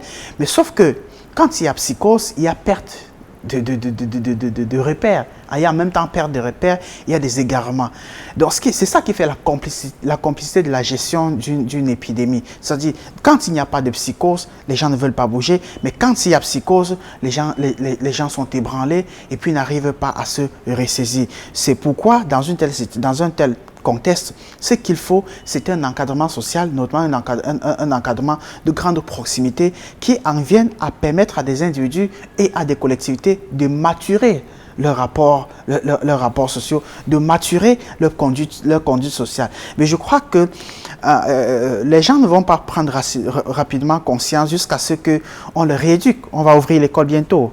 Nous espérons qu'au-delà du risque de contagion que nous courons en ouvrant l'école, l'école permettra de rééduquer ces jeunes qui vont venir nous rencontrer, nous autres les enseignants, et afin de porter auprès de leur famille cette éducation que nous le transmettrons. Bref, ce qu'il faut comprendre au juste, c'est que nous avons besoin d'une nouvelle éducation pour permettre à des personnes de vivre autrement. Et c'est ça le plus difficile en matière de crise. Parce que vous savez Flavien, il y a une trentaine d'années, on a eu une épidémie qui a fait bouger le monde autant, l'épidémie du VIH-Sida. On a eu presque le même tapage, la même psychose planétaire, et puis aujourd'hui nous en sommes 30 ans après. C'est vrai, en médecine on réussit déjà à contrôler quelques paramètres du VIH-Sida, même s'il reste incurable et sans médicaments, et je veux dire incurable et sans vaccin comme il y a 30 ans. au début, mais aujourd'hui on réussit quand même. Déjà, d'un point de vue psychologique, on réussit déjà à gérer. D'un point de vue de la prise en charge sanitaire, les médecins, ils s'en sortent très bien. Donc, ce qui fait que pour le cas du Covid-19, parce que nous n'avons aucune garantie jusqu'ici qu'on aura le vaccin, ou le traitement, mais si au bout du compte on n'en a pas, on sera obligé de vivre avec. Pour vivre avec le Covid-19, il faudrait bien que nous réussissions à devenir une nouvelle humanité. Surtout que la différence entre le Covid et le VIH-Sida, c'est que le VIH-Sida est une maladie qui se transmettait par des rapports sexuels, et puis pour courir les risques, il fallait vraiment prendre l'engagement de s'y risquer. Mais sauf qu'avec le Covid-19, c'est à toute possibilité. Rien ne me garantit que sur ce plateau, en sortant d'ici, en touchant la portière, je ne serai pas contaminé, ainsi de suite. Non, donc, vous pouvez être rassuré que tout est nettoyé. Mais bon, bien évidemment. Les distanciations. Et surtout, merci pour votre voilà, vous avez eu d'ailleurs. Vous venez encore tout à l'heure, parce que pour avoir touché, vous venez tout de me désinfecter encore. Voilà. Merci donc, vraiment. Mais sauf que, vous voyez donc ces mesures qui sont prises. Pendant combien de temps est-ce que nous allons prendre ces mesures? C'est ça qui fait la grande délicatesse du Covid-19. Et ce que nous devons constater, à un moment donné, il y a nécessairement le relâchement. Et ce relâchement-là auquel nous faisons face. Et justement, sur le plan sociologique, pourquoi à ce niveau il y a relâchement? On a bien vu, on a écouté les témoignages des uns des autres, des gens qui estiment que puisqu'on a allégé les mesures, on pense directement que c'est la fin de la maladie. Pourtant, on continue d'enregistrer des personnes infectées de cette pathologie. Bien évidemment, c'est même pas qu'on continue d'enregistrer, c'est comme si on commence à enregistrer. Non, c'est parce que les infections, avec le niveau de contagion communautaire, nous enregistrons des chiffres à grand nombre, contrairement au début. Et le relâchement a plusieurs configurations. C'est des configurations d'ordre politique, des configurations d'ordre économique, des configurations d'ordre psychologique et social. D'ordre politique, il faut dire vrai que les mesures d'assouplissement prises par l'État ne m'ont pas surpris non plus. Parce que vous savez, engagé dans la crise depuis plus de 2 mois, mais c'est quoi l'issue? C'est quoi la sortie? On ne voit pas du tout. Donc, ce qui fait que l'État du Cameroun, comme beaucoup d'autres États d'ailleurs, dans le monde, ne pouvait que procéder à la prise de ces mesures d'assouplissement. Mais sauf que le seul problème, le seul endroit où il y a problème, c'est lequel? C'est que, en situation d'assouplissement, comment est-ce que l'État, notamment à travers l'effort de maintien de l'ordre, peut jouer entre assouplissement et rigueur pour les mesures restantes? C'est un peu ça qui manque. C'est-à-dire comment est-ce que les deux dispositions peuvent être prises en considération. Or, sauf qu'en contexte social comme le nôtre, qui est marqué par une certaine fracture entre le gouvernement et les populations, alors ça ne passe pas beaucoup. Et donc, ce qui fait que la récupération sociale des mesures d'assouplissement, soit pratiquer autrement par les populations sans qu'ils ne réussissent à prendre vraiment à la juste mesure prescrite par le gouvernement. D'un point de vue psychologique et psychosocial, je voudrais dire, après le confinement, il a expliqué très bien, après, avec toutes les formes de refoulement, de déni, de frustration que l'on a eues, les populations ont accueilli de manière à grand bruit les mesures d'assouplissement parce que ça leur a permis de revivre. J'ai longtemps critiqué le non-respect des mesures de ces populations par une sorte d'incivisme des populations en disant que nous étions caractérisés par un incivisme légendaire. Mais sauf qu'il y a quelques semaines, je crois que c'était juste sur un plateau, je relevais le fait que l'incivisme pouvait être aussi l'expression du refus de mourir, l'expression du refus de déprimer. C'est-à-dire que lorsqu'on ouvre les bars, les gens courent vers les bars. Pourquoi? Non pas à cause de l'incivisme, mais parce que c'est au moins une porte qui les permettent enfin de survivre, qui s'offre à eux. Encore que nous sommes dans un contexte, il faut le reconnaître vraiment, nous sommes dans un contexte où les espaces de défoulement ne sont pas vraiment et d'épanouissement ne sont pas très nombreux chez nous. Je crois que le bar, les espaces de consommation des boissons restent les espaces clés, rivalisant à peu près avec les églises qui jusqu'ici sont fermées. Donc c'était normal que les bars s'ouvrent. Et je crois que, quand même aussi que l'ouverture des bars a joué notre fonction, même si on ne va pas la mobiliser pour justifier.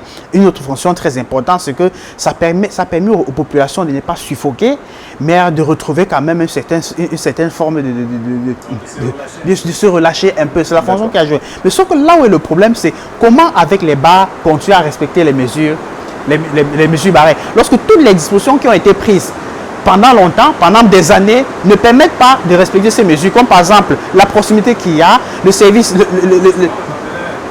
Maintenant, demandez au président régional littoral sud-ouest, comment vous faites, comment font vos membres pour respecter ces mesures barrières? Parce que lorsqu'il faut décapsuler une bière, il faut la tenir. Est-ce que celui qui tient la bière a nettoyé ses mains? Ça reste une question. Comment ça se passe pour qu'il n'y ait pas transmission aussi facile au niveau des ventes emportées, snack bars et autres?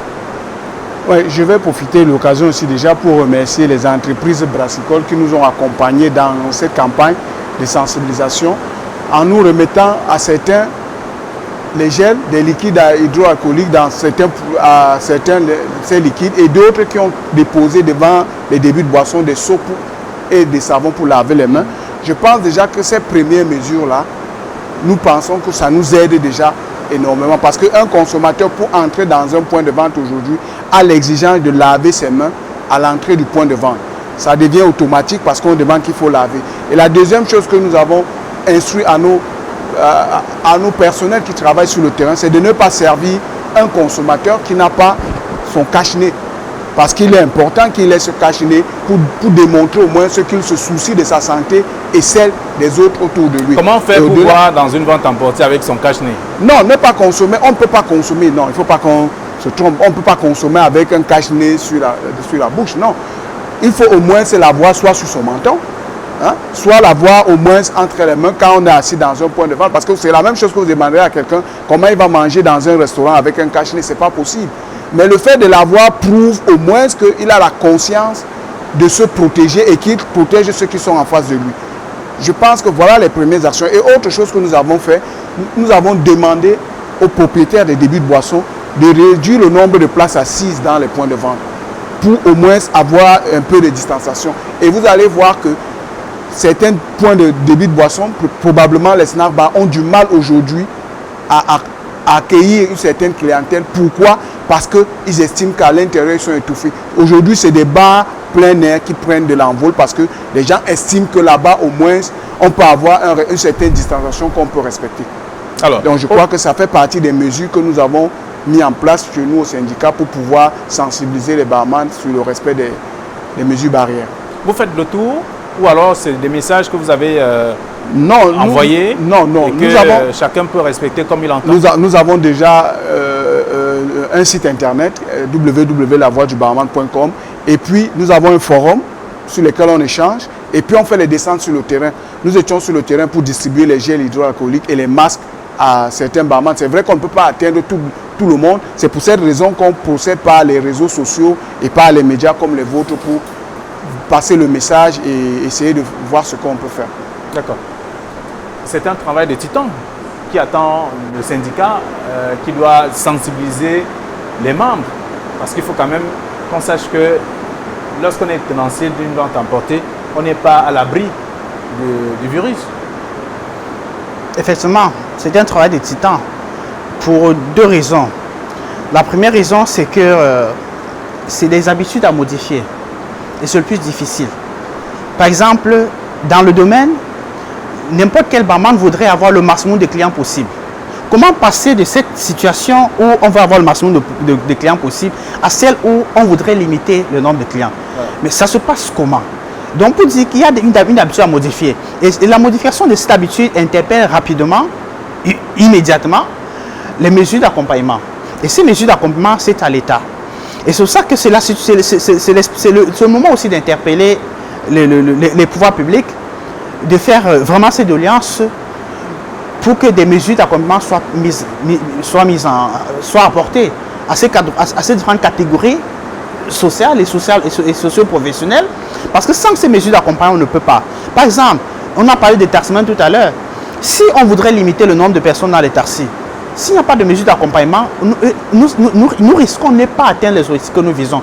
Parce que, comme j'aime si bien le dire en sociologie, le changement de comportement ne vient pas de la volonté de changer ou du discours d'injonction au changement.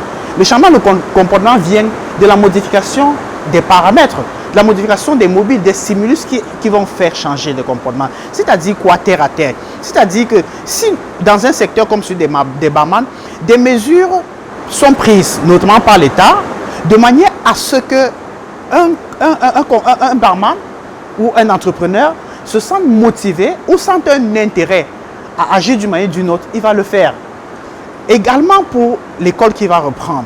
Parce que nous, il faut reconnaître quand même que nous, les enseignants, on se pose la question de savoir comment ça va se passer, parce qu'on a une forte probabilité que des enfants vont transporter le virus de chez eux pour venir donner à d'autres enfants dans la salle de classe qui vont transmettre à leur tour à leurs parents en famille.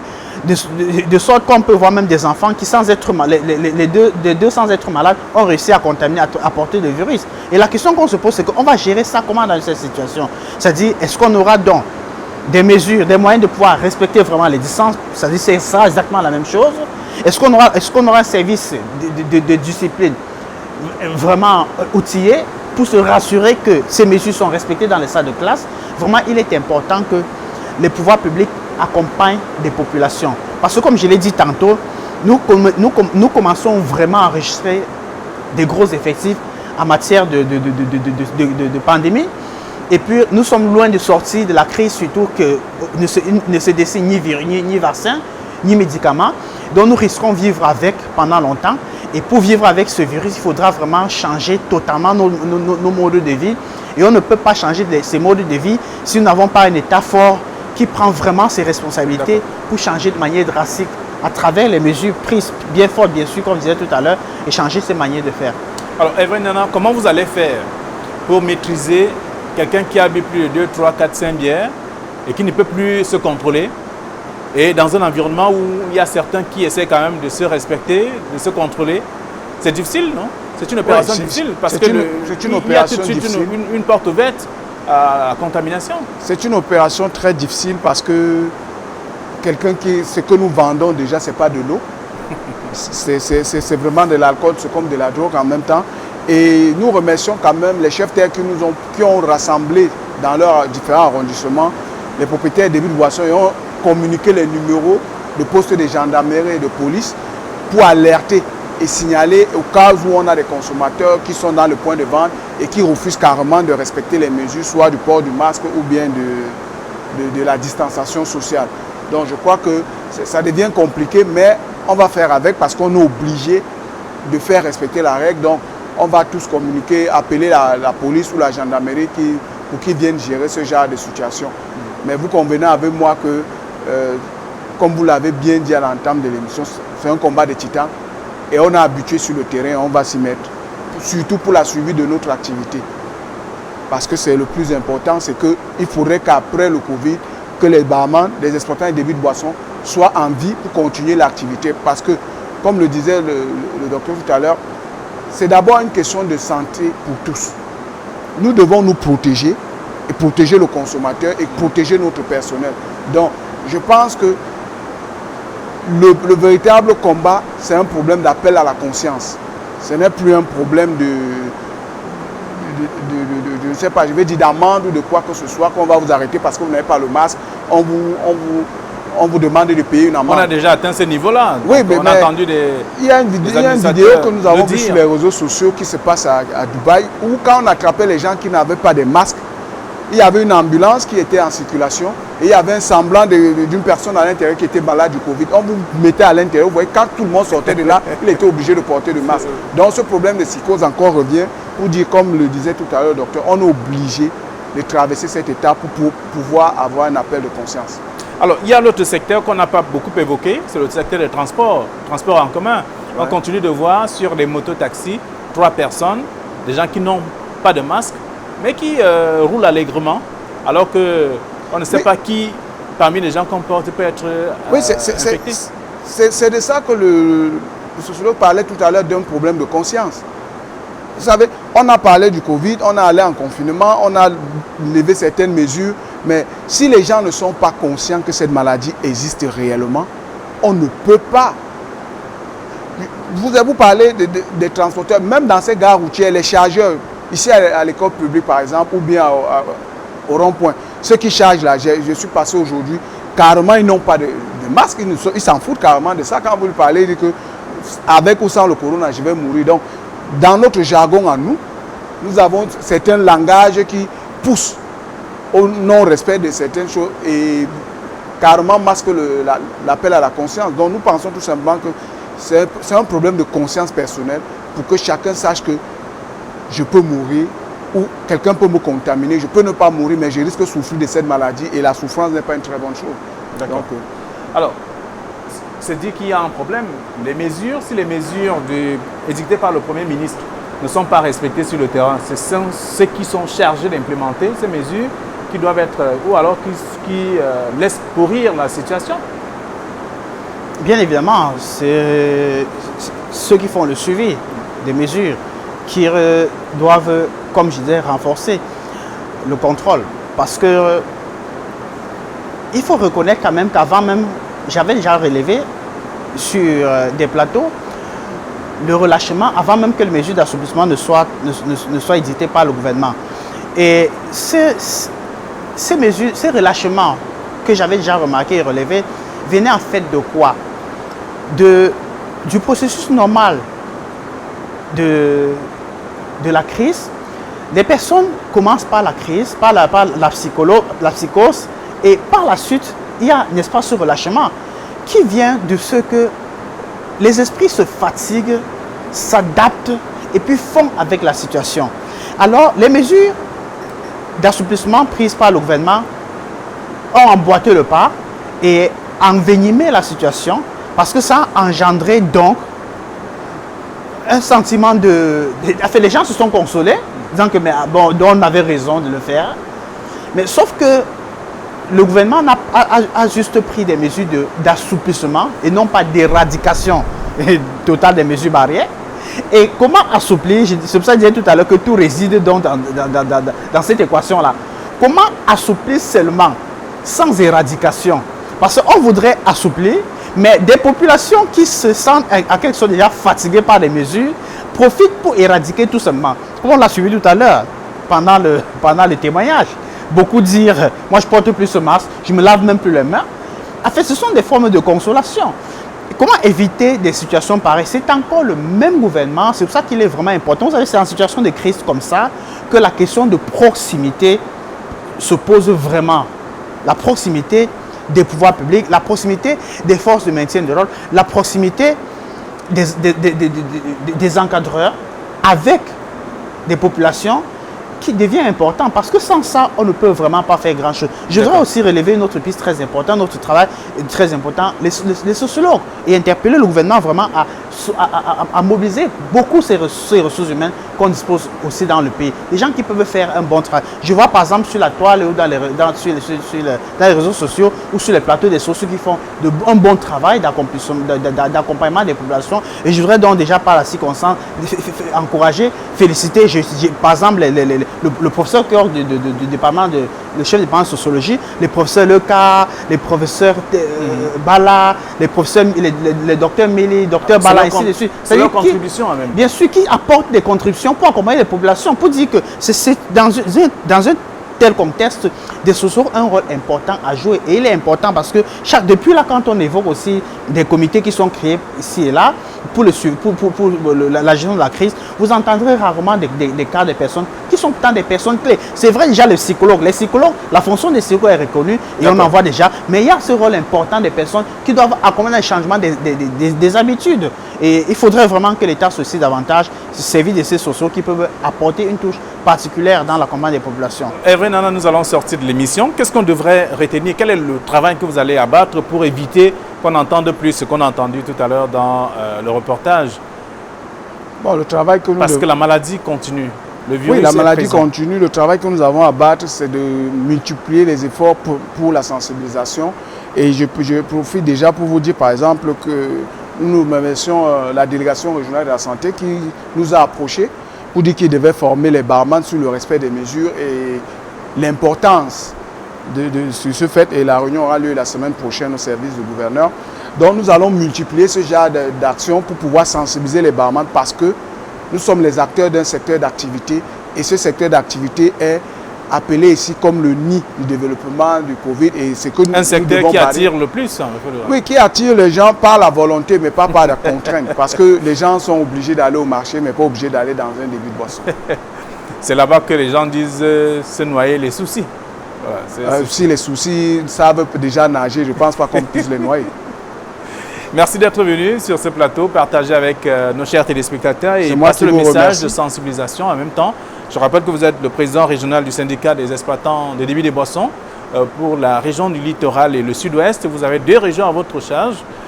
C'est un travail aussi. Il faut faire. Oui, c'est un travail énorme et on est fiers de le faire parce qu'on est d'abord exploitant à la base. Donc on ne le fait pas par contrainte, on le fait parce que ça fait vivre l'activité qui nous permet de nourrir nos enfants et d'envoyer certains à l'école.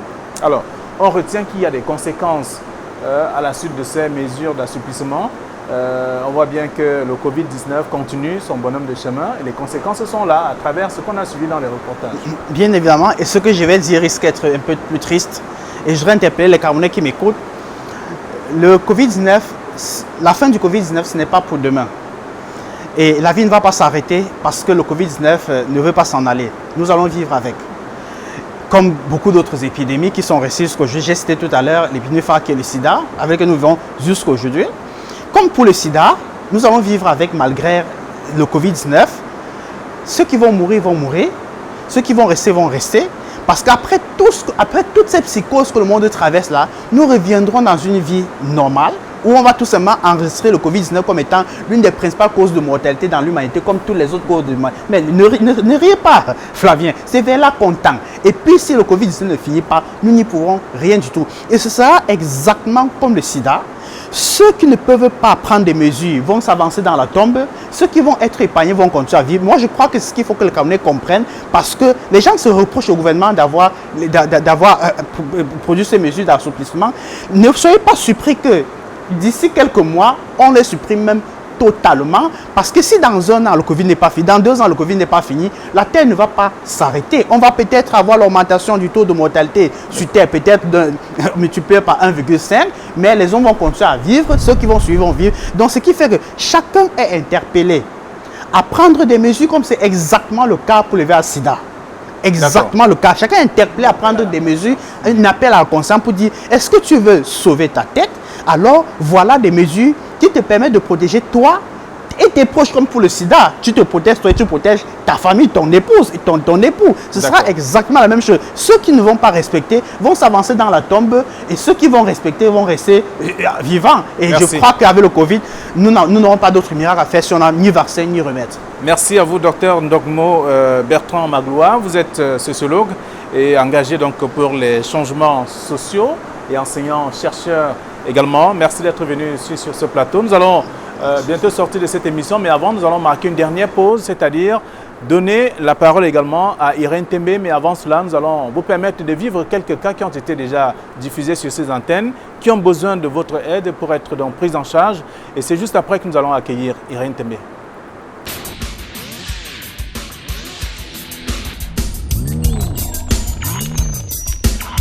Quand on rentre de l'hôpital, et elle se sent mal à l'aise, ça gratte, ça chauffe, elle est étouffée, comme elle porte les habits. Il faut que je m'arrête un peu là où il y a l'ombre.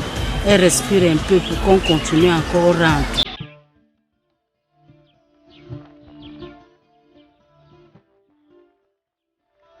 Après cet avant-goût, nous décidons de les suivre jusqu'à leur domicile, afin de vivre leur quotidien.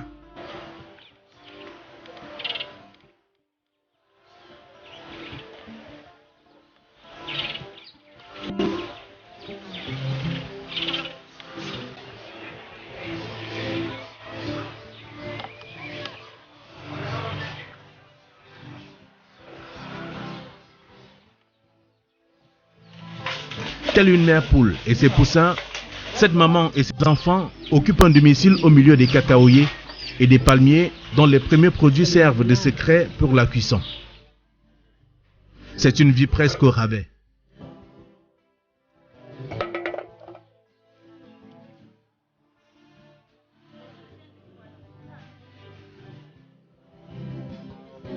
Tout le temps, je frotte. Mais je vois qu'au fur et à mesure que je... La maladie qui ronge l'existence de sa fille lui a donné l'occasion de tout voir et surtout de tout entendre. Ça progresse, ça sort. Ça sort toujours partout. Jeanne Blanchette a pratiquement tout son corps envahi des boules multiformes, ce qui est désormais un frein pour son éducation scolaire.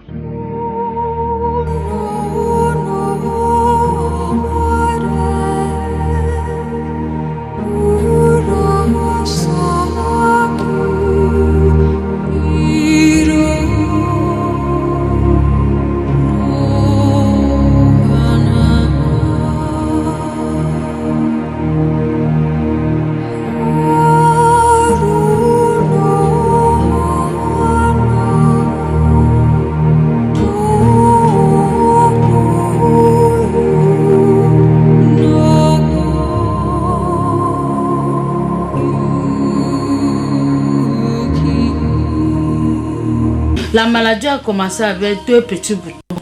Les 2 petits boutons, quand ça a grossi, on a vu un infirmier, il a dit qu'il fallait qu'on opère. Avec l'opération, elle va prendre les injections, ça va tuer ça. Nous sommes partis, nous avait dit de chercher 100 000 avec son père. On s'est efforcé pendant 6 mois, on a eu 100 000. On est parti, il a opéré. Quand il a opéré les 2 boutons là, ce n'était même pas encore fini. Les autres ont commencé à pousser. Il a essayé d'injecter. Il a vu que ça ne donnait pas. Il ne m'a plus appelé. Il m'a laissé en route. Je suis encore restée. Chercher que la blessure finisse. Quand la blessure, avant que ça ne finisse, il y avait déjà les autres qui poussaient. Après, on a vu encore la médecine où c'était chinois. Je ne connais pas. Lui, il a dit qu'il va injecter. Il a commencé à injecter. Ça faisait comme ça calmait. Après, ça a repoussé en énorme au niveau des fesses. On a encore laissé, nous sommes encore restés. On est quitté, je suis parti à l'hôpital. On m'a amené dans une clinique à Dakar. Là-bas, j'ai vu une femme, elle dit qu'elle traite ça. Elle m'a amené dans son bureau. Elle m'a taxé les millions. J'ai vu que peut-être elle était en train de me chasser. Même mon carnet, j'avais payé la consultation à 5 000. Elle est restée avec le carnet, elle ne m'a plus donné jusqu'à aujourd'hui. Elle m'avait taxé 2 500 000. Elle me dit, si je n'ai pas l'argent, je dois donner le terrain en gage. Je lui ai dit que le terrain, je ne suis pas dans un bon terrain. Le ravin a déjà avalé mon terrain. Je vais alors te donner quel terrain. Elle ne m'a plus appelé. Même mon carnet est resté là-bas. Je suis sortie. Je montais, je descendais. C'est après ça, je suis partie à l'hôpital général. Là-bas, la femme là m'a proposé les injections avec une somme. J'ai dit que maman, je n'ai pas l'argent. Je vais faire comment? Elle me dit que non, va te débrouiller. C'est comme ça que je suis sortie. Avant d'aller à l'hôpital général, je commençais à aller n'importe où. Les boîtes, c'était comme le jus. Elle m'a dit que ça lutte contre la maladie intérieurement. J'ai payé même plus de 5 boîtes comme ça. L'enfant a bu. Je n'ai pas vu l'efficacité. Ici, je suis partie chez un prophète, un homme de Dieu.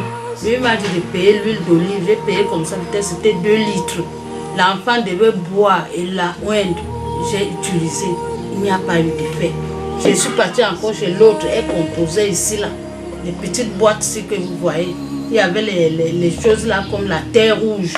Je devais toujours oindre sur l'enfant. Même comme ça n'allait pas. Ça fait comme ça calme. Après quand ça reprend avec force. Et les autres boutons vont sortir. Il n'a plus su. Ça sort partout. Maintenant, ce qui est grave, c'est déjà au pied, partout, aux mains. Ici, c'était la pommade aussi. C'était comme la pommade pour les dents. On brosse même les dents avec. Mais elle m'a dit que ça soigne ça. J'ai payé une pommade comme ça, peut-être 5 000. J'ai payé, j'ai mis partout sur le corps de l'enfant. Une pommade comme ça partait même 2 jours, c'est déjà fini. Parce que les boutons sont beaucoup sur le corps de l'enfant. J'ai essayé, rien. Dans la recherche de la solution à son problème, la maman de Jeanne Blanchette a parfois été soumise à des pratiques pas du tout faciles. Il fallait que je trouve la grenouille. Quand le type m'a dit de chercher la grenouille, j'ai fouillé la grenouille. Moi, je ne suis pas là où c'est humide. J'étais obligée de mettre mes enfants jusqu'au marécage. C'est là-bas qu'on a trouvé la grenouille à peut-être à 1 mois, 2 mois même. Et pour arrêter ça, j'avais même peur. Mais à cause de la maladie, j'étais obligée d'arrêter. Et l'enfant avait peur. Il fallait qu'elle dorme pour que je la frotte ça. Elle sursautait. Et ça l'a déjà rendue sensible. Elle ne dort pas bien. Quand tu la touches comme ça, elle sursaute. Et j'ai essayé ça. J'ai vu qu'elle avait même peur. J'ai encore laissé. On m'a dit de chercher l'escargot noir. J'ai encore cherché ça.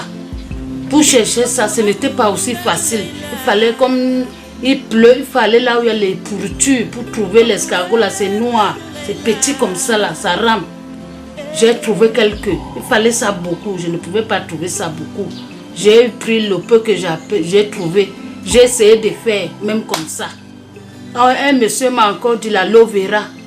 J'ai fait ça, une boîte, le liquide de ça. Tout au contraire, quand il mettait encore l'aloe vera là, ça augmentait, elle l'a fait gratter. Parce que quand il fallait mettre le liquide aloe vera là, ça la faisait encore plus gratter.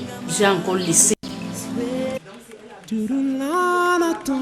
Toutes ces propositions n'ont pas solutionné la maladie de la petite qui, selon sa mère, est la source de l'épuisement des finances de la famille.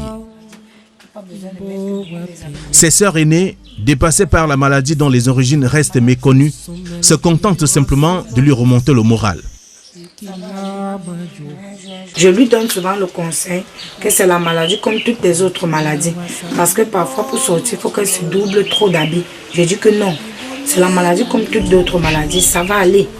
Il faut t'habiller simplement. Ce n'est pas toi qui as voulu que ça soit sur toi, c'est venu. Imagine alors que peut-être ça commence à monter sur ton visage. Qu'est-ce que tu vas faire? Elle dit, je vais me cacher dedans. Je dis, non, tu ne vas pas te cacher dedans. Tu vas sortir comme toutes les autres filles sortent aussi. On va aller se balader, on va aller à l'école. Tes amis, si ton ami te touche, dis-lui que non, c'est la maladie. Ça va aller. Ne pleure plus, ça va aller. On va te soigner. Dieu va faire un jour, ça va passer. Le chef de famille, absent au moment du tournage, est lui aussi non seulement retraité, mais également malade. Son lieu de plaisir et de loisir est le champ de plantation. Notre vie actuelle, nous on vit rien que de champs, surtout moi, même mon mari. Lui-même n'a plus de force. Il faut se distraire qu'il part en brousse. On ne vit que des champs. On n'a rien qui peut nous élever. Même les enfants ne fréquentent même plus. Jeanne Blanchette est secouée par la stigmatisation lorsqu'elle est à l'école. Quand ici à l'école comme ça, je n'ai rien à faire. Je pleure, quand on me demande les exercices, je vois tout le monde, ils sont fiers de porter les démembrements. Moi aussi, ici, là, comme ça, j'ai le long haut. On me touche même, j'ai même honte. Parce qu'ils me demandent que c'est quoi comme ça sur ton dos. J'ai même honte, je les explique que c'est la maladie. Il me dit, ah, il y a même une fille qui ne peut pas même me toucher. Elle me dit que c'est quelle odeur que je sens comme ça là. Elle a dit que c'est la maladie. Elle ne me parle même, puis il y a les autres qui ne me parlent plus, qui ont honte de moi. Et moi, je suis calme, ça me fait même, j'arrive, je pleure même à l'école. Je ne parle même à personne, ça me fait même que je n'ai pas des amis à l'école. L'adolescente dit souffrir des kéroïdes. Elle sollicite votre aide. Que dis-je? Notre aide. S'il vous plaît, j'ai envie de me libérer de cette maladie et je veux que vous m'aider parce que ça a envahi tout mon corps. Et ces kéloïdes a déjà envahi tout mon corps et je ne sais même pas comment je vais faire. Et depuis que je souffre de cette maladie, j'attends un miracle de Dieu pour que ça puisse partir. Oui. Dear friend, can you help me? I'm suffering from this illness since I am small. I want to be free from this illness. Can you help me? I'm very destroyed. I'm already troubled by this illness. I wonder if you should help me. Comment comprendre cette autre maladie? Quelles sont les causes et les conséquences de cette pathologie? Comment remédier à ce phénomène? Des éléments de réponse sont en deuxième partie de cette émission avec des...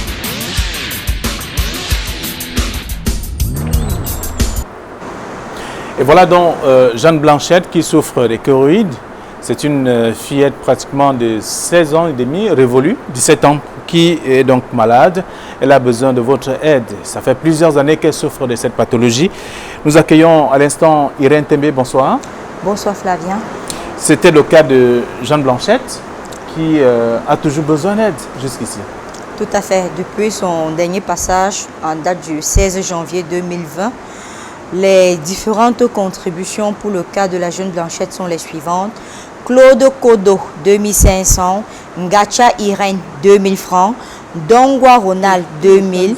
Jean-Paul Chengo, 2500. Jirel Travels, 5000.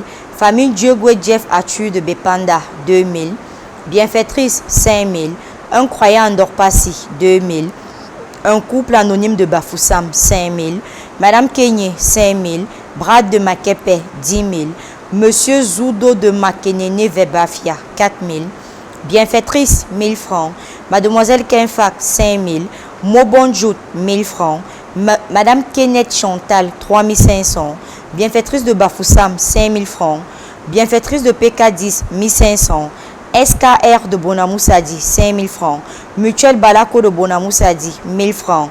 Famille Meli de Boya, 4000. Maman Ngomani, 2500. Maman Manga de Boya, 5000 francs. Maman Jeannette, 1000 francs. Madame Bilo Patricia, 2500. Joël So, 5000.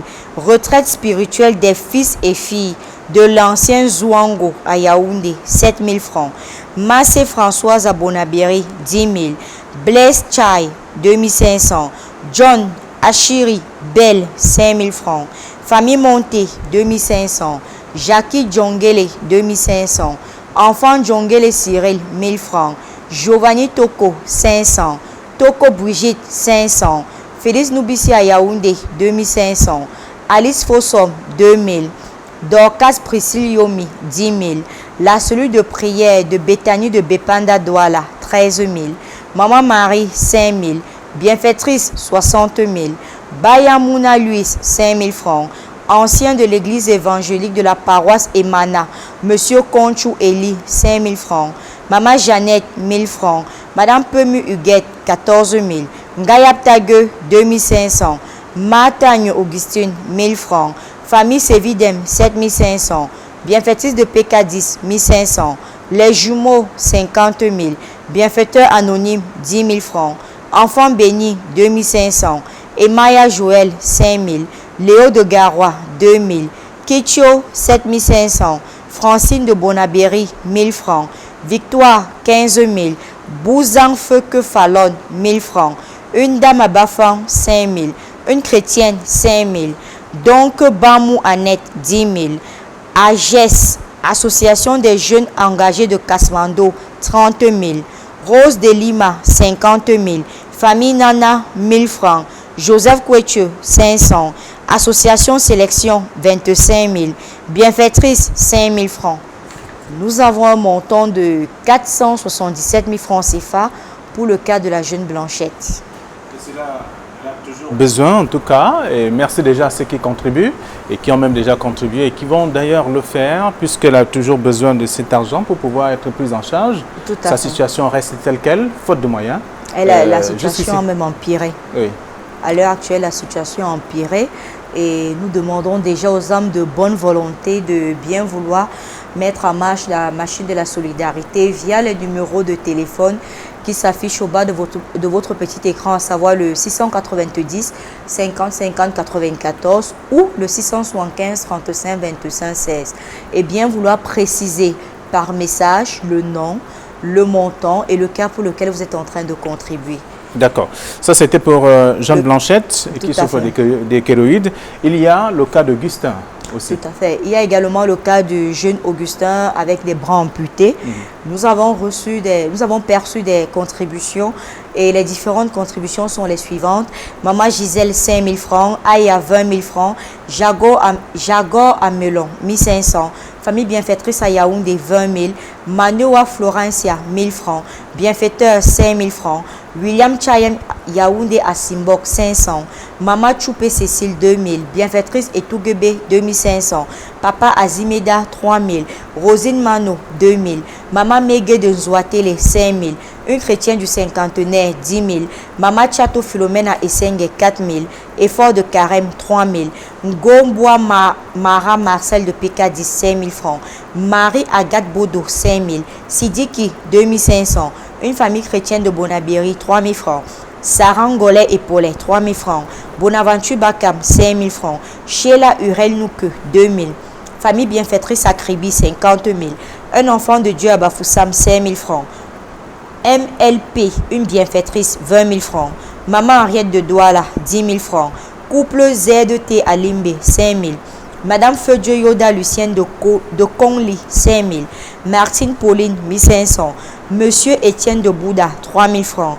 Luc 1, verset 37, 10 000 francs. Franck Batouanen Bafek, 5 000 francs.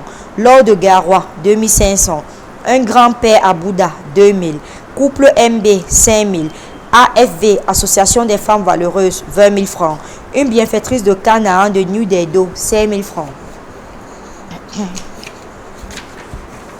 On est là, 1000 francs. Madame Belle, 50 000. Hortense et Augustin Anongen, 50 000. DPF, 5 000 francs. Famille Agnele à Bamenda, 10 000 francs. Madame Koueti de Bamenda, 5 000 francs. Une personne sensibilisée, 15 000. Monsieur Foué, 5 000 francs. Diane, 5 000. Une chrétienne de l'équipe Notre-Dame de Banca, 2 000. Famille anonyme de Diban, 5 000. Bienfaitrice à l'Est Cameroun à Batouré, 2 000. Simplicité, 10 000. Famille chrétienne de la paroisse EEC de Colbon à Yassa, 5 000 francs. Délice Camdem, 2 500. FDM, 5 000 francs. Une famille anonyme à Kotor, 10 000 francs. Madame Fotso à Fumban, 10 000 francs. Un donateur à Tchang, 20 000 francs. Comme épouse Chatem, 3 000 francs. Fodjo Boufam, 2 500. Une bienfaitrice de Babohate de Bafan, 2 000 francs. La famille Tégué, 5 000 francs. Famille Toumani, 1 000 francs. Famille Djougem à Yaoundé, 5 000. Un monsieur de la Guinée, 1 500. Pauline Lemedjouk, 1 500. Ludovic de Cinquantès, 15 000. Marie-Louise de la paroisse Sainte-Agnès de Brazzaville, 10 000. Une maman à Fumban, 5 000. Yvette, 1 500. Minette Payer, 1 000 francs. Tamol Mich de rue Californie Bonabéry Ngoualé, 45 000.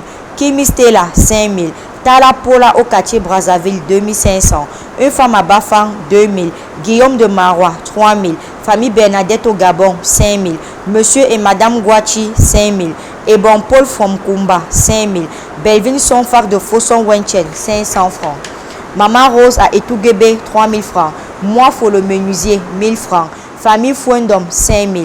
Batoko Michel, 500. Famille Singwe de Lopom, 10 000.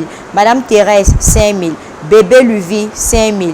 Maman Djikimi, 2 500. Madame Dormo, 1 500. Madame Folemou, 10 000. Enfant Béni, 2 000. Bienfaiteur de Garoua, 10 000. Charlotte Adouala, 10 000. Une maman Edea, 1 000 francs. Maman Adja et sa fille, 10 000. Bienfaitrice de Baranté, 2 500. Ndjecha Jean-Paul, 5 000 francs. Une famille Angaoundéré, 3 000 francs. Bienfaiteur, 2 500. Une chrétienne de Bafoussam, SMC, 1 000 francs. Un enfant de Dieu, 5 000. Rose de Lima, 100 000 francs. Une maman Vekayo Eli, 5 000 francs. Une chrétienne de la paroisse Saint-Marc, 2 500. Famille Twinchou Fumbot, 3 000 francs. Une maman Poacha Christine, 3 000 francs. Famille Bobon à Pariso, 2 500. Djamen Gaël, 1 000 francs. Famille Njor, 10 000. Les Merveilles, 25 000. Monsieur Mofo Berlioz, 5 000 francs. La grâce de Dieu, 10 000 francs. Alain Ewane Évariste Mal, 1250. Monsieur Kingania Robert, 2 500. Madame King de Bonabéry, 1 000 francs. Une famille chrétienne à Bertois, 5 000 francs. Angélbert Gauthier, 2 500. Madame Joya Louis, 5 000 francs. Sylvain Wambo, 2 500. Francis Tata à Fumban, 15 000. Madame Fotso à Fumban, 10 000. Apollinaire, 20 000. Famille Yumbide, 2 500. Monsieur Ebona, 3 000. Laurel Mafo, 3 000. Monsieur Véfonge Edwin Aboya, 10 000. Une chrétienne à Bafoussam, 2 000. Sorel, 2 000. Manjo Lele, 2 000. Monsieur Nga, 5 000. Bienfaitrice de Ndorpasi, 3 000 francs. Tchegu Kounye, 5 000. Tchegu Raymond, 5 000. Bienfaiteur de Bonamoussa de Saint James, 10 000. Chungo Lucien, 2 000. Nga Cécile de Bonabéry, 5 000. Teresa Djambo Kongen de Bamensine, 2 500. Thomas Trésor de Punfou, 2 500. Bienfaiteur de Figuil, 2 000. Dani Nelson Bougem Gonga, 1 000 francs. Delphine Kemedjewiba, 2 000. Famille Donfak, 2 000. Kebou Josène Imele, 1 500. Madame Simo Christine de Bafoussam, 5 000 francs. Andlef, 3 000 francs. Mohamed Poumier de Mumbania, 2 000. Georges Emetache, 5 000. Madame Fongo Andjombe, 2 000. Blaise Ngange Eluchi, 2 000. La Dame de Pekadous, 5 000. Njek Bissawa de Konsamba, 5 000 francs. Audi Paul, 2500. Une âme compatissante de Bertois, 3000 francs. Une maman de 3 Baham, 5000. La famille Diteux, 1000 francs. Roméo, 2500. Une famille de Balgon, 5000. Bienfaitrice de Ndjoum, 2000. Calice depuis Yaoundé, 1500. Madame Djeya Louise, 10 000. Un membre de la Légion de Marie, 3 000. Maman Agnès, bienfaitrice, 100 000. Djoumbaga Frédéric, 5 000. La famille Choumi de Mbanguin, 5 000. Un serviteur de Dieu, 1500. Augustine de Mendong, 2500. Life depuis Forêt-Bas, 1000 francs. Une chrétienne de la paroisse Sainte Famille de Ndorpassi 3, 500 francs. Famille Fouda Yannick Abonaberi, 2000 francs. Brenda Imele, 1000 francs. Famille Kena, 5000. Famille Ngegim, 3000. Mirabel Mangingou Afungang, épouse Ndi, 5000. Monsieur et Madame Djudje, 2000. Famille Tinda, 5000. El Capo, 5000. Une famille chrétienne de PK15, 40 000. Odila TH, 5000 francs. Établissement Belma Négoce, 10 000 francs. Madame Toukam, épouse Kuate, 600 francs. Souhaite Momi, 5 000 francs. Madame Manga de Boya, 10 000 francs. Madame Veuve Takou Henriette, 5 000 francs. Une chrétienne de Damas, 950. Bienfaiteur de Déa, 2 000. Monsieur Bahie Banem, 10 000 francs. Monsieur Pierre Pépé, 10 000 francs. Nous avons pour le compte d'Augustin un montant de 1 624 500 francs CFA. Augustin a besoin des prothèses électriques, et pour qu'il essaie de mener une activité, malgré notamment ses 2 bras qui sont amputés suite à cette électrocution. Vous vous souvenez d'ailleurs dans ce reportage qui a été diffusé présentant sa situation. Il a besoin de votre aide, il attend d'ailleurs, et on va lire quelques noms pour le cas de Chris Michel. La réalisation nous fait signe que nous avons achevé notre temps. Nous reviendrons très prochainement pour la suite des contributions de bébé Chris Michel. D'accord, merci d'être venu. Merci également à vous, Flavien. Merci donc à toute l'équipe qui m'a accompagné à la réalisation de cette autre édition de Regard Social. On va dire merci à Georges Mitterrand-Dam, dit merci à Sédik Chouna, à Dani Warren-Zede qui est le réalisateur même de cette émission Regard Social. On va dire merci aussi à toute la rédaction d'Equinox Télévision pour des éléments que vous avez suivis dans de très grands reportages. Et en même temps, nous dirons merci à Samuel Tchoufa, le chef opérateur de Regard Social. Madame, Monsieur, je suis Flavien Dongo. Bonsoir à tous.